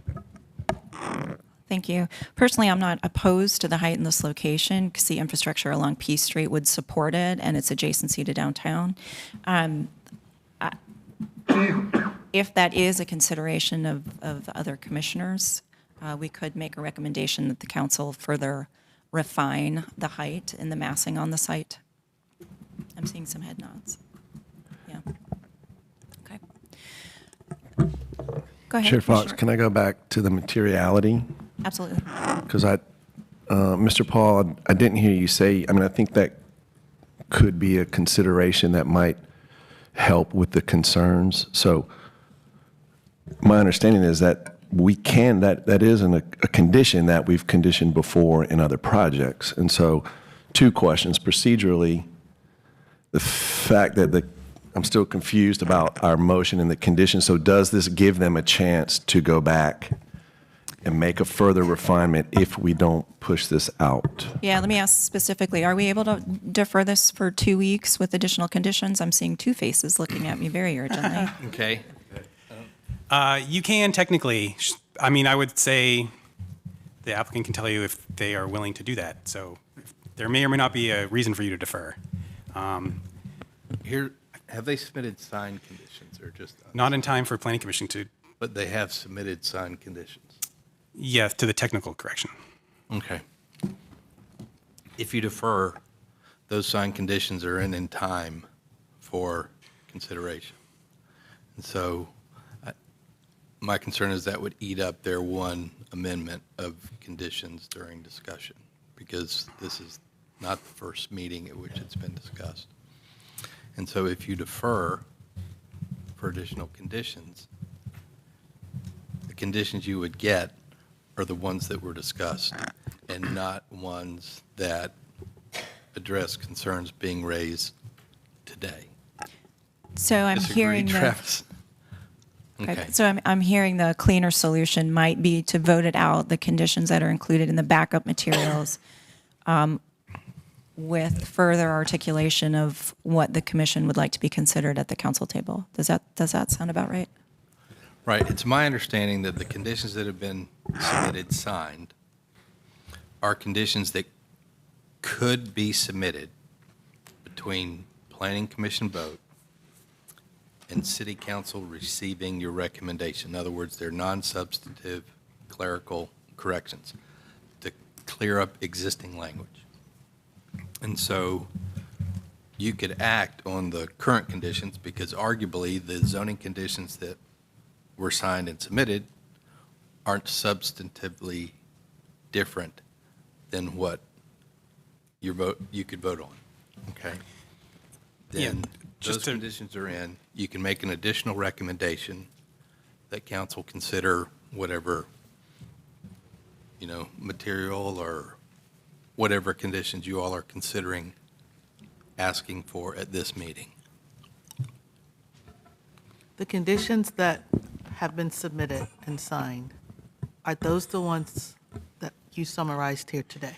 Right. So just to be clear, whatever you thought about the conditions last time, you should feel comfortable thinking about this time. So nothing has changed substantially, right? So there's still conditions prohibited or uses prohibited. The parking structures will still be screened. There'll still be no parking. There'll still be pedestrian connect. Like, there's been no changes, no changes to height or glare or materiality or anything. They just clarified right what the intent of the original language was. Correct. With the additional language they added. So the applicant has not changed what will happen on the site in any real way. I mean, it said, pedestrian connectivity, and now it says ADA compliant and meet street design manual section 3.6 or whatever. So just more specific about how we interpret that. But they haven't made any changes other than, so the conditions basically are the same in terms of their real world effect. So I might take a swing and we'll see if I hit. Okay. Bear with me. Go ahead. I'm sorry. I just want to make sure that I'm understanding that my concern is that I'm voting on something that I'm not seeing. but I am seeing, what we're seeing here is what has been submitted. It just wasn't submitted Right, so in council time. can schedule a hearing on these conditions. Okay, Correct. okay. But there's nothing that we haven't discussed today. That's in- Right. Okay. Right. Okay. They have not offered either officially or unofficially any other, about any of the other topics we've talked about. We're good. All right, no worries. All right, so with that, I'd like to make a motion to recommend approval of Z5422 as it is reasonable in the public interest, and I move to recommend adoption of the proposed consistency statement dated November 8th, 2022, contained in the agenda materials, and to recommend approval of the zoning amendment. This recommendation also includes an amendment to the 2030 comprehensive plan to the extent described in the adopted consistency statement. Along with that, I'd like to add a recommendation that council further consider concerns related to glare and shadow, which might manifest as conditions related to materials, articulation, and reducing the overall height in certain portions. Do I have a second? Second.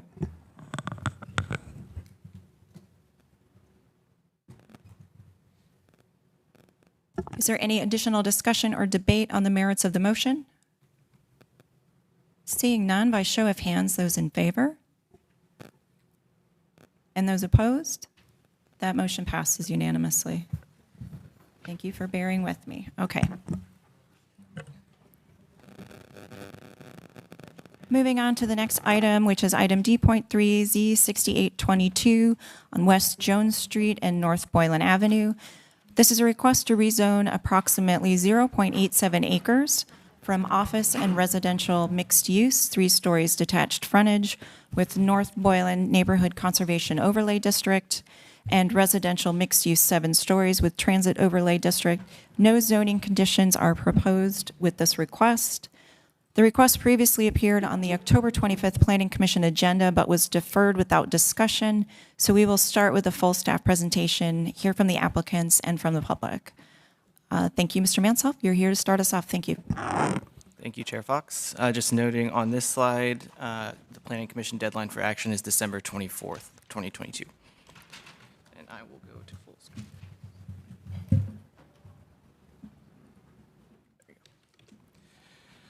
So zoning in the area is a mix on the west side of Glenwood Avenue is the North Boylan NCOD, or Neighborhood Conservation Overlay District, and generally within that NCOD is OX zoning, 3 stories with detached frontage. East of Glenwood is downtown mixed-use zoning with heights ranging from 3 to 7 to 40 stories. So kind of on the border between sort of smaller scale office mixed-use development and the downtown zoning. Here's an aerial of the site. Again, just noting the mix of residential and office within that NCOD, and then to the east is more mixed use and downtown types of development. A couple of views of the site. So looking west on West Jones, just showing the existing buildings on the site. And the residential units that are currently on the site are rented at a rent that's affordable to households below the median area median income. And then the second picture also showing existing buildings looking south on North Boylan. This is a general use case, so no conditions have been offered. The request would increase the number of maximum residential units. Noting on this slide, this shows the conventional development number of units, and then also showing if the TOD bonus were applied and affordable units were provided at a minimum rate, the second number shows kind of what that increase would be. So 117 under conventional, or 205 under the TOD bonus, and that would have to include 18 affordable units to meet that minimum percentage. And then office and retail also similarly show an increase. With the TOD bonus, there is a smaller height bonus there, but it would increase the potential office and retail slightly over the conventional development. The site has a higher walk, bike, and transit score, recognizing that it's close to downtown. higher transportation cost index, so that lower transportation costs than the city average, and higher job proximity than the city average. The site has several bus routes within walking distance. Route 6 and Route 8 provide 30-minute service, and Route 16 provides 30-minute peak service. The request would add to the housing supply. It does not include subsidized units in the request. It would permit a variety of housing types and allow for smaller units and lots than the citywide average, and it is within walking distance of current transit and within walking distance of future bus rapid transit service. The site census tract is generally less diverse and wealthier and more educated than the city average, and median rent has increased in this area faster than the city average. The requested OX7 district is consistent with the future land use map designation of office and residential mixed use. And the TOD overlay, which is included in the request, would require an urban limited frontage, which is consistent with the urban form map recommendation at this location of downtown and frequent transit area. Overall, the request is consistent with the comprehensive plan. Consistent policies speak to the consistency with the future land use map, intensity and density of uses in areas near bus rapid transit. OU 10.3 speaks to limiting retail uses to a scale that's appropriate adjacent to residential and office uses in areas designated as office and residential mixed use on the future land use map, so the OX zoning would be consistent with that policy. The request would allow more development in a walkable and transit, or areas that is walkable and served by transit, would increase the potential housing entitlement on the site, and is consistent with the urban form map, which is recognized by UD 1.10. There are a couple of inconsistent policies, and these both speak to the removal of the Jones North Moreland NCOD. So it would allow buildings with massing and height that is greater than what the NCOD would allow. And UD 1.1 speaks to keeping neighborhoods consistent with established or through NCODs, keeping a consistent character. So by removing the NCOD, it is inconsistent with these two policies. There are no outstanding issues, and again, your deadline for action is November 24th.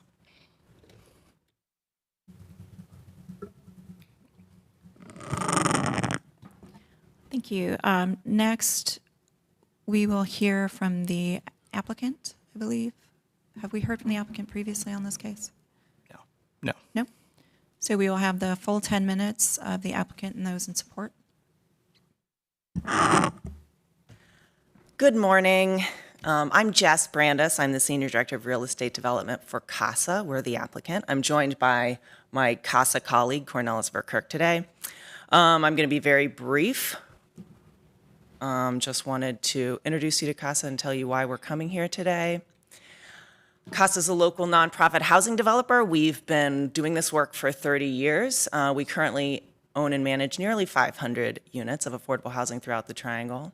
And particularly, we focus on affordable housing. So we're particularly focused on the populations listed on this slide. Why are we seeking the rezoning today? I have a very simple formula here. This is really an investment in CASA's long-term home. We have been at this campus, our office, and 20 affordable apartments since 2000.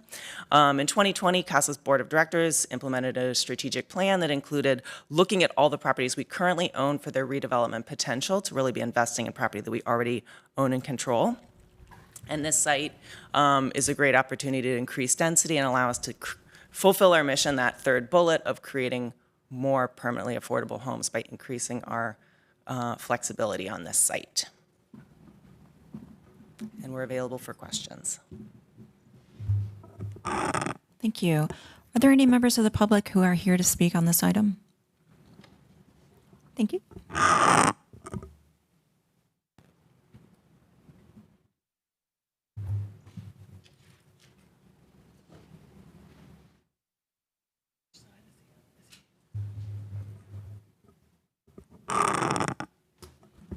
Good morning. My name is Chad Wilkins. I live at 919 West South Street, and I'm coming to discuss the council's proposal here to redevelop the land around my rental house, which is at 626 West Jones Street. I'm the little cutout right there. So probably be easier for me to kind of start at a bigger picture and kind of get down to a smaller picture here. So I made a little presentation.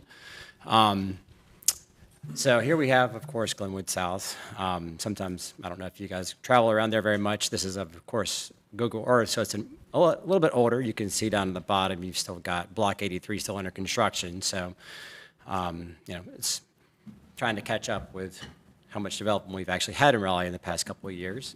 And ironically, I'm sandwiched between two very relevant rezoning cases. One, which is, I guess, the previous one with incongruent height and bordering into residential neighborhoods. And then the next one, I believe, is going to be about restoring and repurposing historic buildings for different uses. So I'm kind of like right in the middle and kind of touch both of those.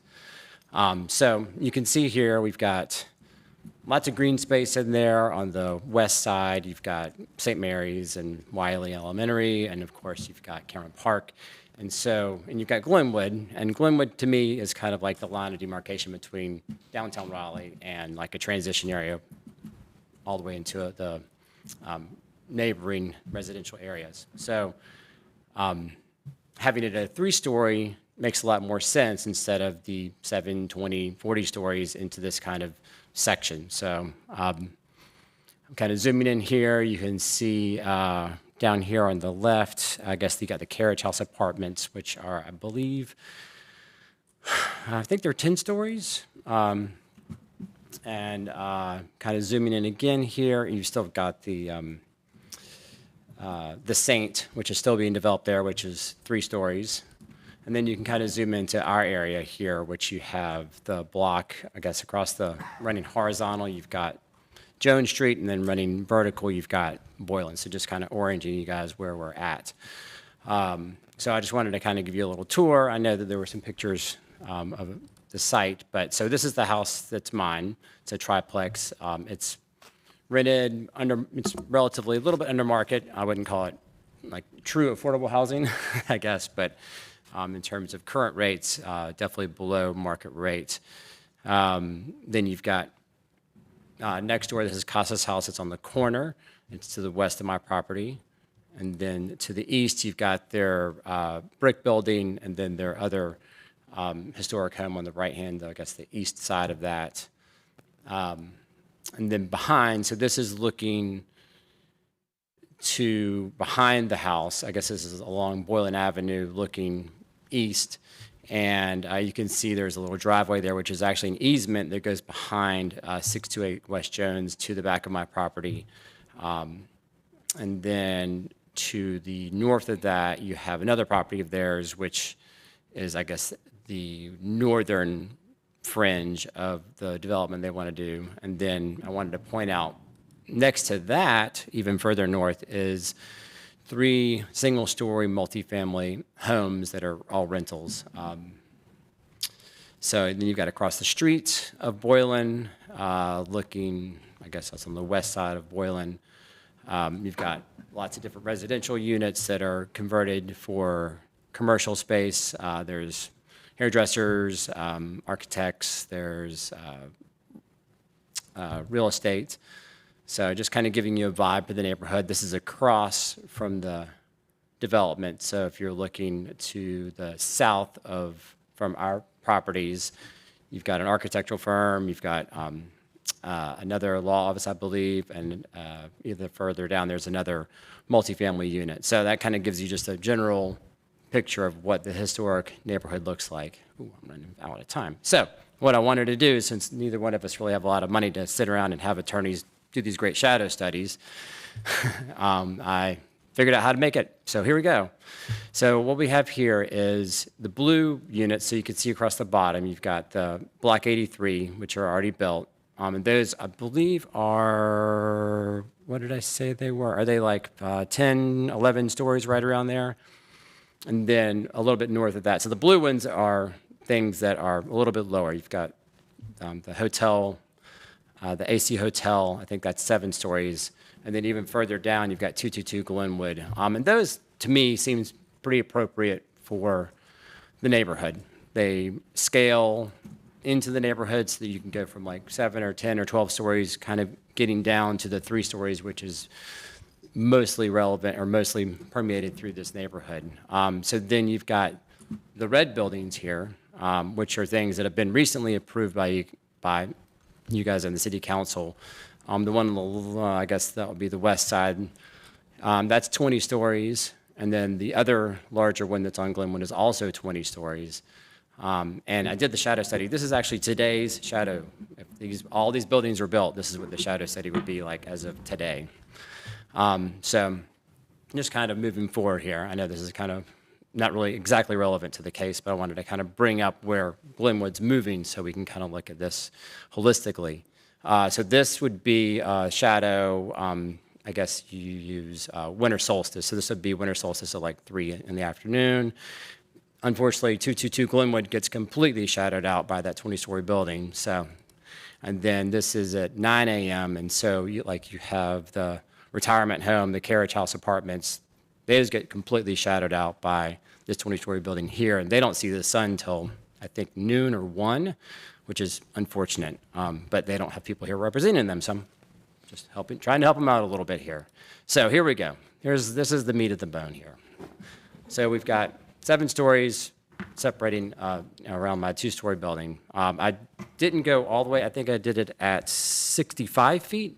I think you can actually go higher for a 7-story building, and even with the, I think with the bonus, they can go up to 11 stories, if I'm correct on that, since they're a TOD.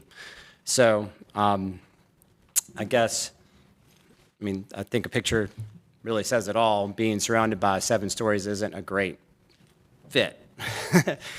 For me, my tenants, I think it's a bad look for the neighborhood, and I don't think it's very congruent with the neighborhood in general. So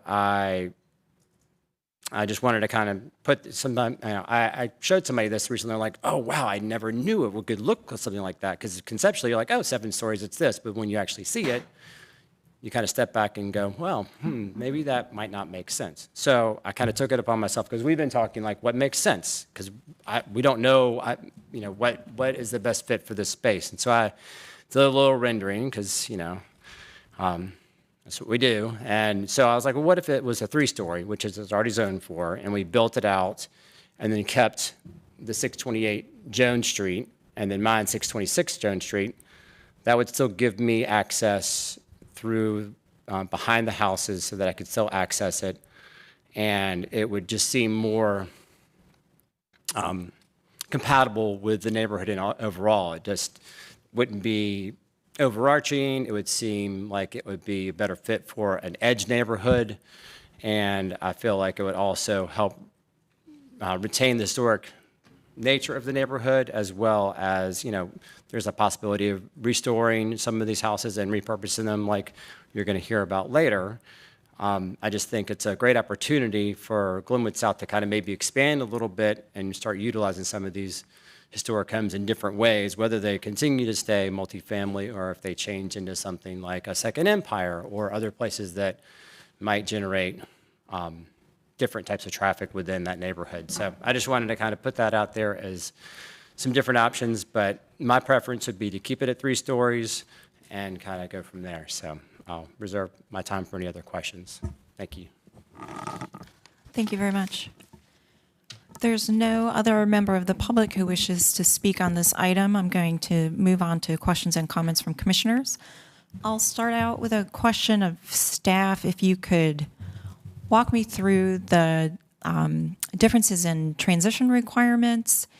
So this is a proposal requesting 7 stories with the TOD overlay, so they could go to 11 stories with the provision of affordable housing. What transitions are required there versus if it was just a rezoning for, say, 12 stories with an urban frontage, but there was not the TOD overlay? I'm assuming you're speaking about neighborhood transition, is that correct? So neighborhood transitions wouldn't apply because the site is surrounded by mixed-use zoning. So any parcels adjacent to there would be no transition required, regardless of the height. So just to be clear, I'm just going to paraphrase. No transition would be required with what's allowed by right now. Thank you. Additional questions or comments from commissioners? I don't want to stand in the way of promoting affordable housing. I do find it an odd policy choice to apply a TOD overlay on a parcel by parcel basis. It's unusual, is it not?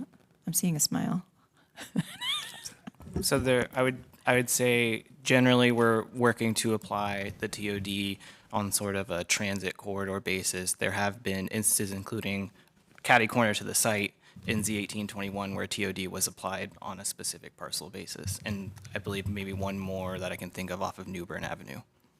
Yeah, I think I questioned it. That was the first one that came through, the one that's catty corner. I questioned it at that time as well. It's an unusual way to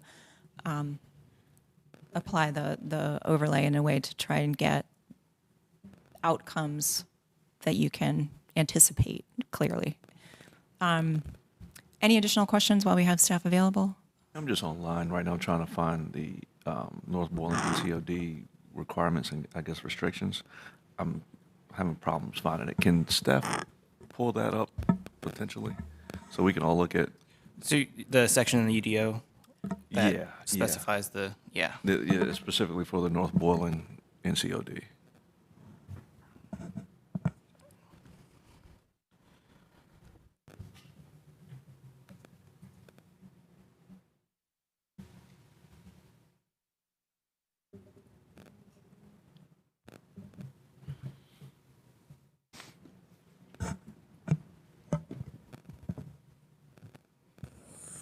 Just going to make a general comment about overlay districts in general, the repeal or not, the changing of how we use neighborhood overlay districts, the addition of transportation overlay districts.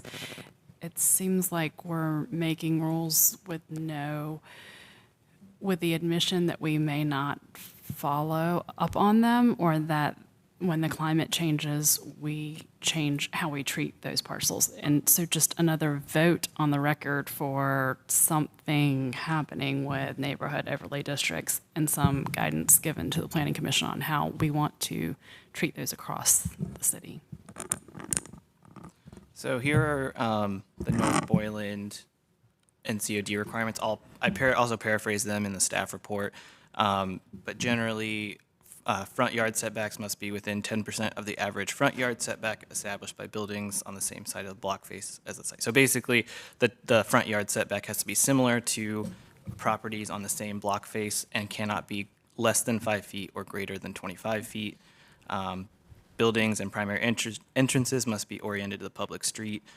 Maximum building height is 24 feet or 40 feet if a specific sort of roof pitch is included. And then parking has to be located behind or beside a principal building. So essentially 3 of those requirements would be taken care of by the urban limited standards that would apply. The only thing that would not apply would be the height.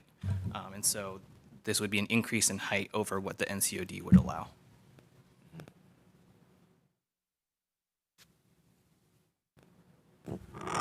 I'm just afraid that we keep setting precedents on pulling stuff out of NCODs while NCODs were created for a certain purpose. So I think I'd like to hear more from the neighborhood. And I know you have one person here, but it is an NCOD, so it's a sensitive issue, and it's a issue that we need to consider greatly.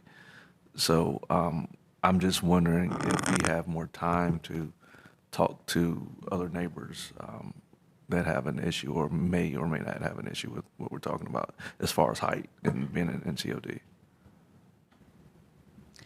Maybe as an assist, can you remind me the number of people that attended the neighborhood meetings?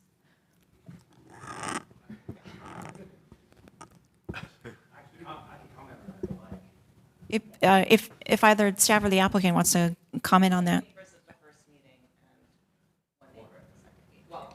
Two neighbors total between the two.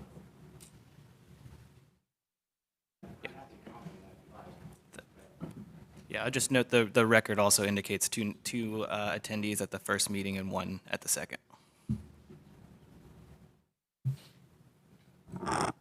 Which seems unusual.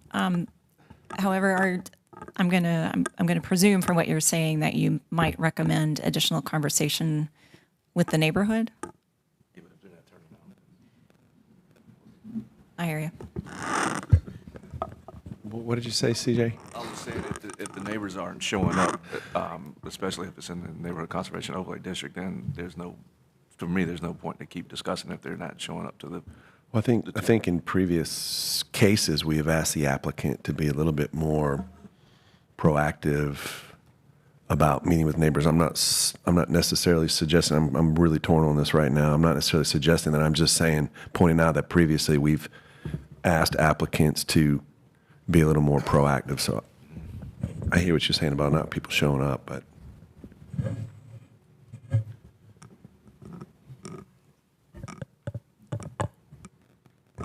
Additional comments, Commissioner Elder? Go ahead. I guess I'm feeling torn too. It's affordable housing, so everybody, I think, universally wants to be in support of that. It's a sharp contrast in height for one parcel in particular that is very, very affected. So just not a substantive comment, but just that also finding it hard. Question for staff, just procedurally, there are no conditions associated with this case. If the Planning Commission does recommend some conditional language, is that in fact a new application that would need to be processed, or that can be added to this general use case? It would just be a revised application that includes whatever conditions would be added, and then there would be just an additional fee that is more of an administrative note. Okay, excellent. So if there are recommendations for additional conditions to mitigate for some of the impacts we're seeing, we can go ahead and make those recommendations. Commissioner? I'm struggling with this one too. Once I saw the image, the little house sitting in the middle there, I don't know that there's a condition that mitigates that. The house is still there. It might be reducing the height, providing step backs, setback from that particular property on either the sides or the rear yard. To consider that. Yeah, I hate to, it's affordable housing, it's in a good location, it's everything I talk about. but I am, I've talked about the NCODs before, and then, the point that you made about the transit overlay district for just this parcel, I'm not really comfortable with it. But if there are conditions that could be considered, I'm willing to explore that. Is the applicant willing to consider conditions associated with this case? Is Commissioner Haver? it appropriate to ask, I'm curious how the 7-story height was established. Yeah, we really looked to the property that JP mentioned adjacent or like diagonally across that intersection, and just followed suit with what they sought. Commissioner Raines? Yeah, on that point, I'm struggling with this as well. The NCOD, we keep kind of carving away at those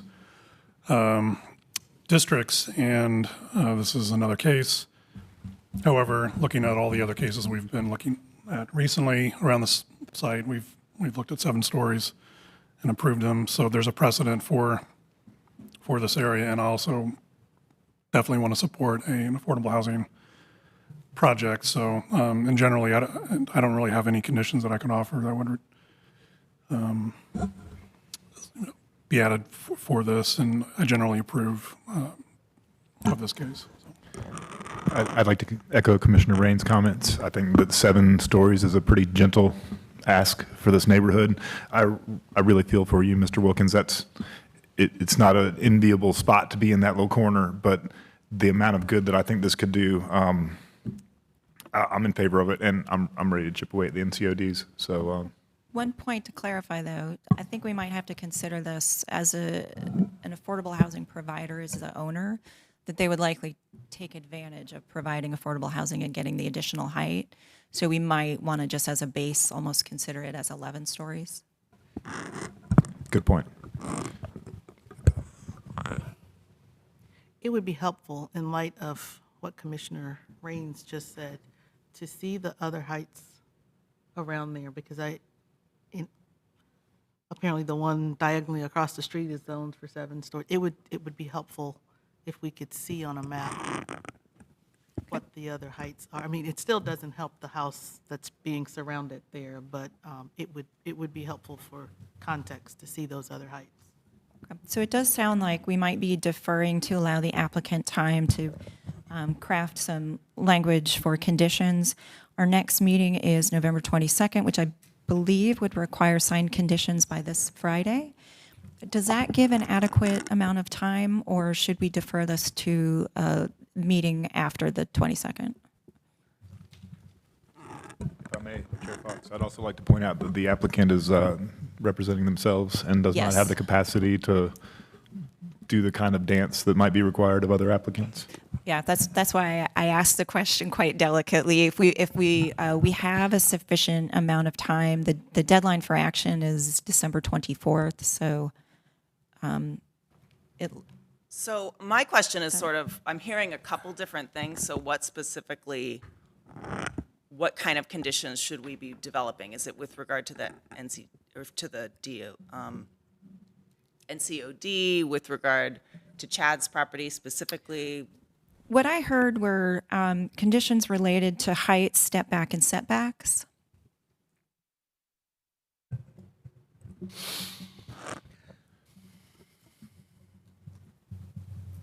If the applicant did come back with 5 stories, to your point, Chair Fox, if they take advantage of the TOD, what's the maximum height that they could get to, even if they came back with 5 stories? Does that go up to 8, or is it 7? 7? I'll defer to staff. I believe it's 7. Is that? So the question was, if the base limit is 5, what would the TOD bonus be for affordable housing? That's 50%. So that would be 2.5 stories, which rounds up to 3, so 8 stories. If they wanted to change the height, they would not have to convert. If that was the only thing they were doing, they wouldn't have to convert to a conditional use case. They would just go RX3. Or is that RX, yeah.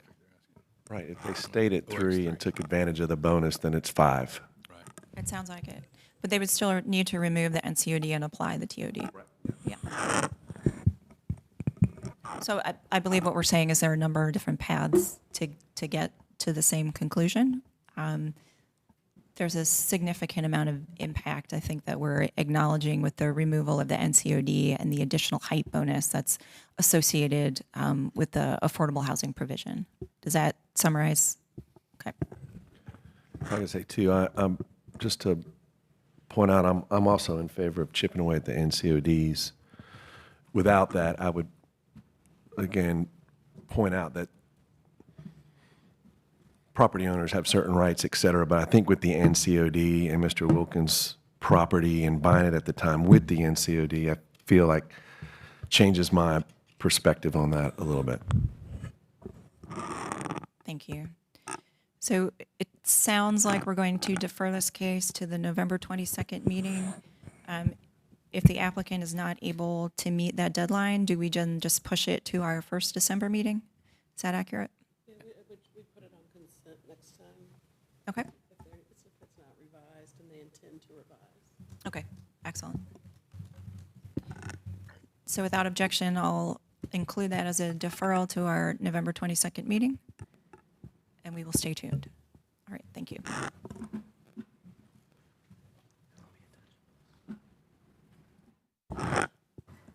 The next item on old business is case D.4, which is Z7122 at 849 West Morgan Street. This is a request to rezone approximately 0.26 acres from office mixed-use 5 stories urban limited to commercial mixed-use 5 stories urban limited conditional use. Am I on the right one? This item, yes. Is it working? just wanted to take a minute to introduce a new planner in our comprehensive planning group. Brody Abbott is going to present this case to you. He's been with us for a couple of months. We're really happy to have him on the team. Welcome, Mr. Abbott, as I butcher the introduction to this case. So you may need to reintroduce it for us. Thank you very much. So the case is to rezone one parcel totaling 0.26 acres, currently zoned office mixed use, 5 stories, urban limited, with a special parking overlay to commercial mixed use, 5 stories, urban limited, conditional use. And Planning Commission deadline for action is December 25th. The zoning north, east, and west of this site is predominantly mixed use, and the property to the south is zoned heavy industrial. Here's an aerial view of the site. Here's another picture of the site. Here's a view of the 3 detached single-family homes on the site. The following uses are prohibited on the site, as you can see. In terms of the existing versus the proposed zoning, the entitlement doesn't change, just the uses. In terms of the transportation and energy analysis, all categories scored higher than the average. The site is served by 3 bus routes, the 8, 16, and 100, with 30-minute frequencies. And bus route 8 is within half a mile of this site.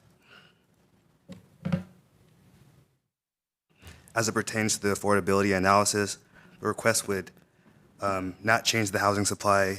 It does not include subsidized units, permits a variety of housing types. Smaller units are allowed, smaller lots than citywide average, and it's within walking distance of transit.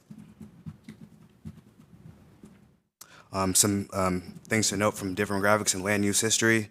The property was annexed into the city in 1907 when racial segregation was prevalent. The site is near, as I mentioned, industrial use, which is the central prison, which is located south of the site.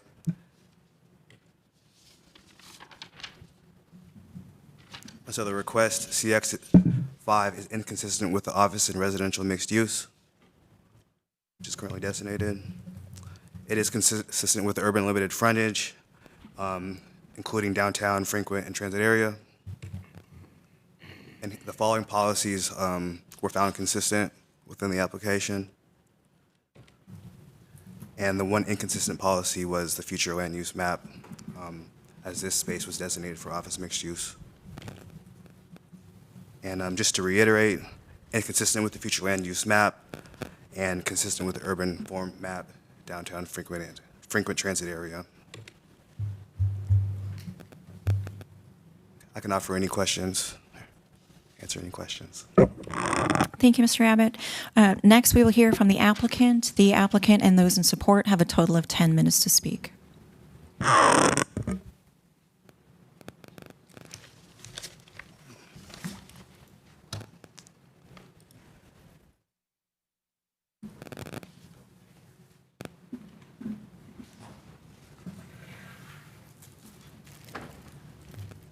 Morning, Chair Fox and members of the commission. I'm Mark Frederick with Parker, Poe, Adams, and Bernstein.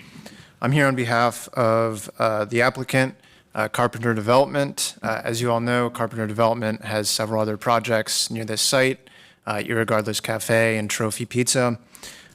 This is a fairly simple request to allow another unique concept to bring community serving uses to the area. And would also see the adaptive reuse of the existing structures on the site. So as you can see on this, the aerial image here, the site currently has 3 detached residential structures. They began as residential dwellings, but over the years have served various purposes, but have largely fallen into disrepair.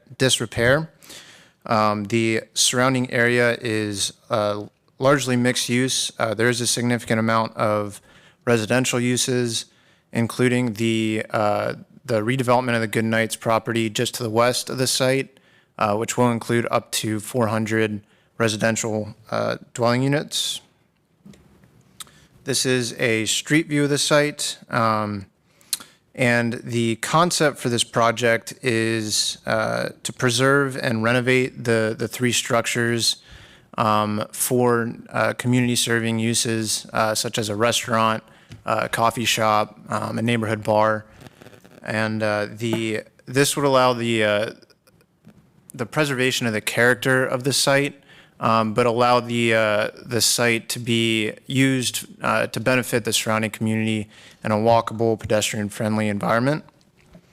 The reason we requested a rezoning for this site is because the current OX zoning places certain use-specific standards on the restaurant use, which require the restaurant use to be part of a multi-tenant building. It cannot be in a standalone building.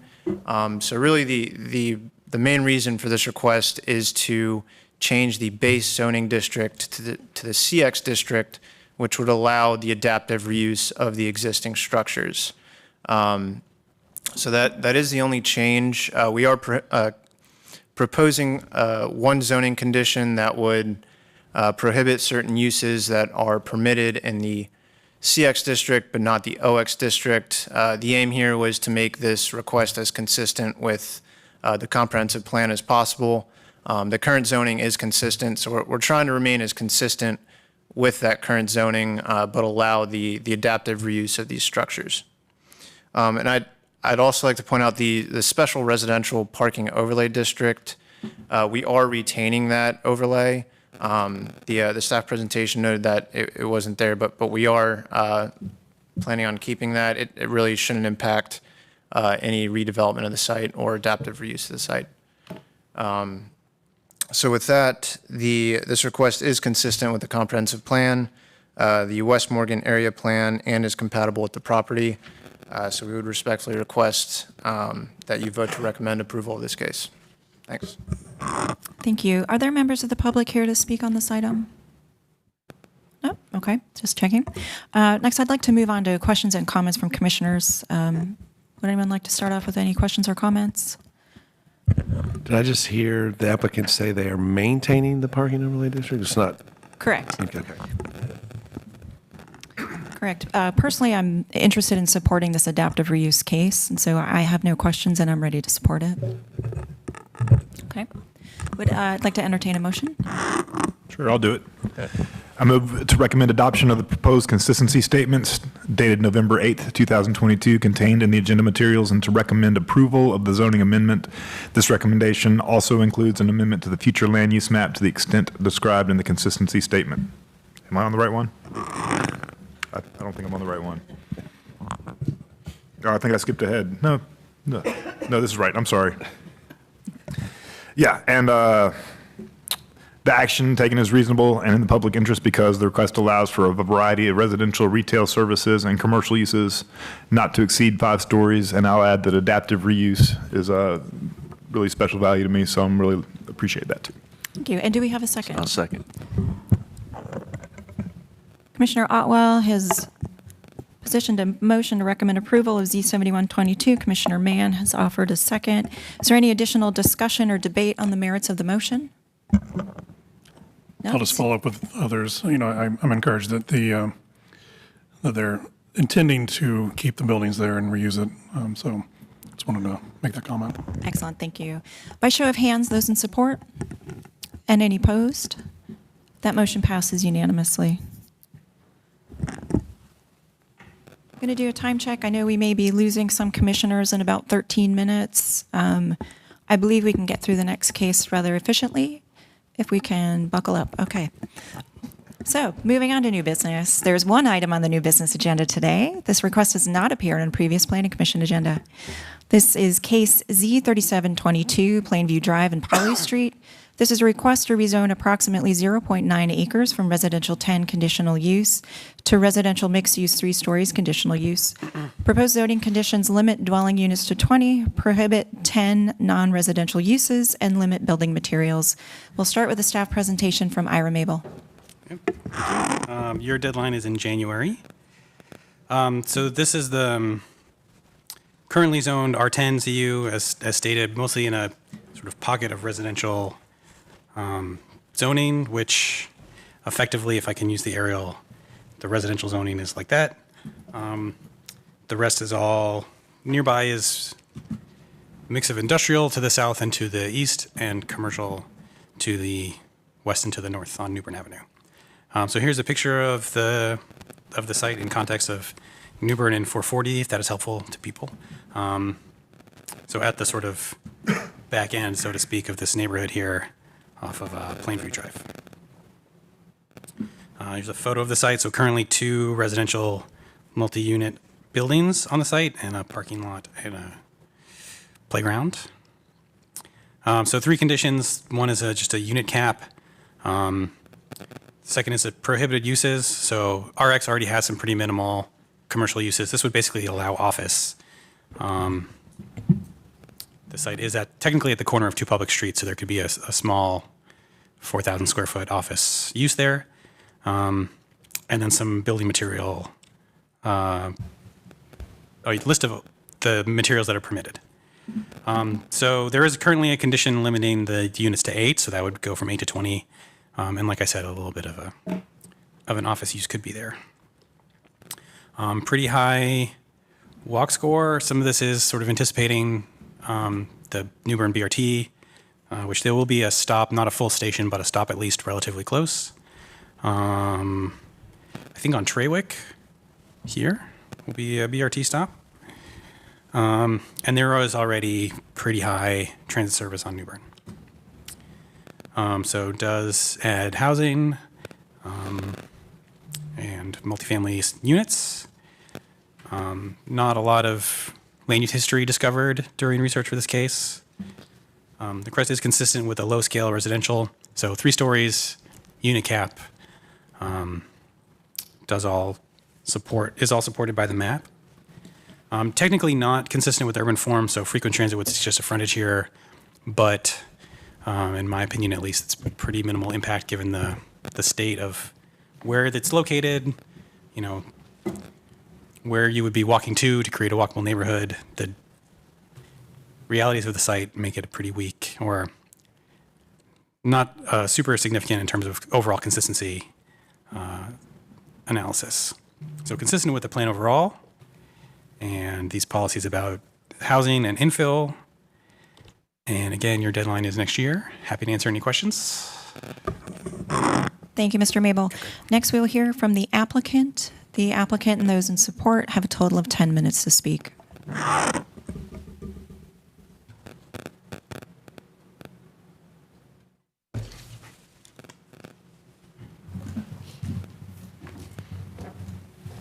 Hi, my name's Lisa Rowe. I live at 1701 Belmead Street in Raleigh, and I'm the executive director at Families Together. Make sure I know how to do this. Okay. At Families Together, we believe every family deserves a home and children should never have to wonder where they're going to sleep at night. Since 1980, we have been working with families experiencing homelessness to help transition them to permanent housing and providing wraparound services and supports to help ensure that they stay housed. Since the mid-90s, we have had the 2 apartment buildings that you saw on the previous slide, where we have our offices as well as 6 short-term family housing units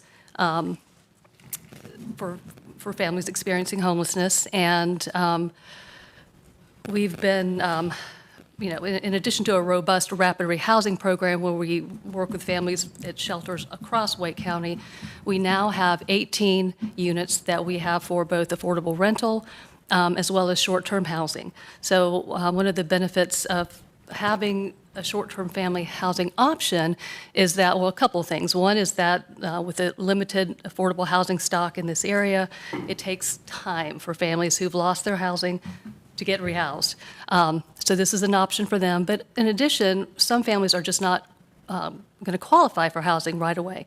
They may need to increase their income or repair credit or save money, pay off debt. And so this option allows them to do that and keeps the family together, intact, with a roof overhead while they're working on those things to address housing barriers. And because of had a 100% increase in homelessness since 2020 in our area. 7,000 children will be homeless this year in Wake County. Because the need keeps rising, we want to add 4 additional short-term housing units to our property in East Raleigh off New Bern Avenue.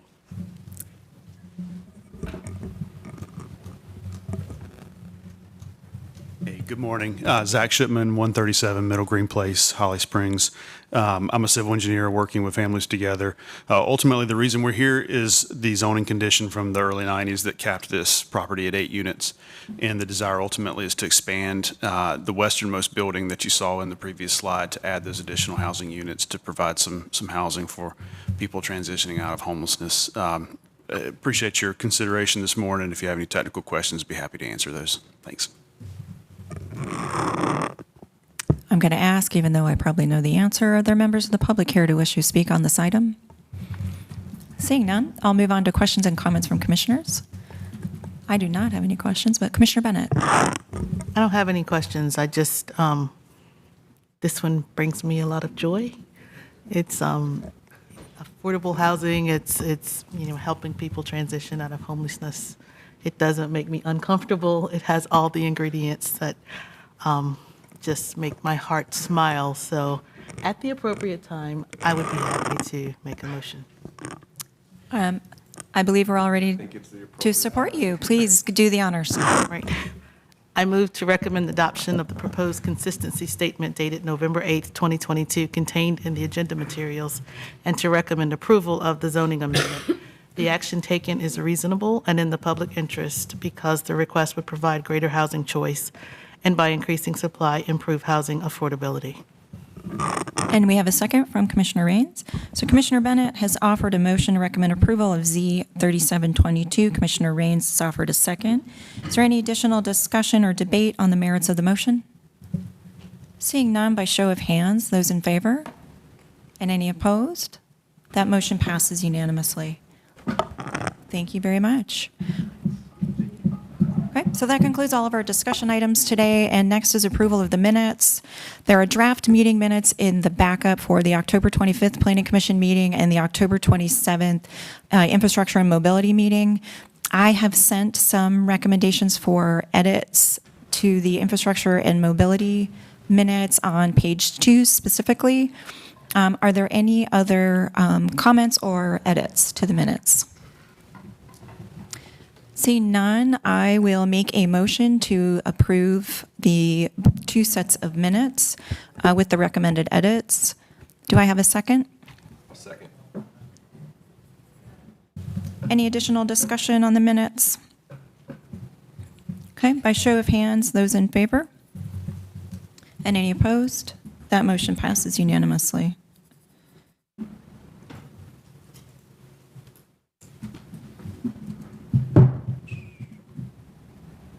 And we're moving on to the report of the chair. I do not have a report at this time, but I do want to do a quick check to see if we have a quorum for some of the upcoming meetings, just to verify.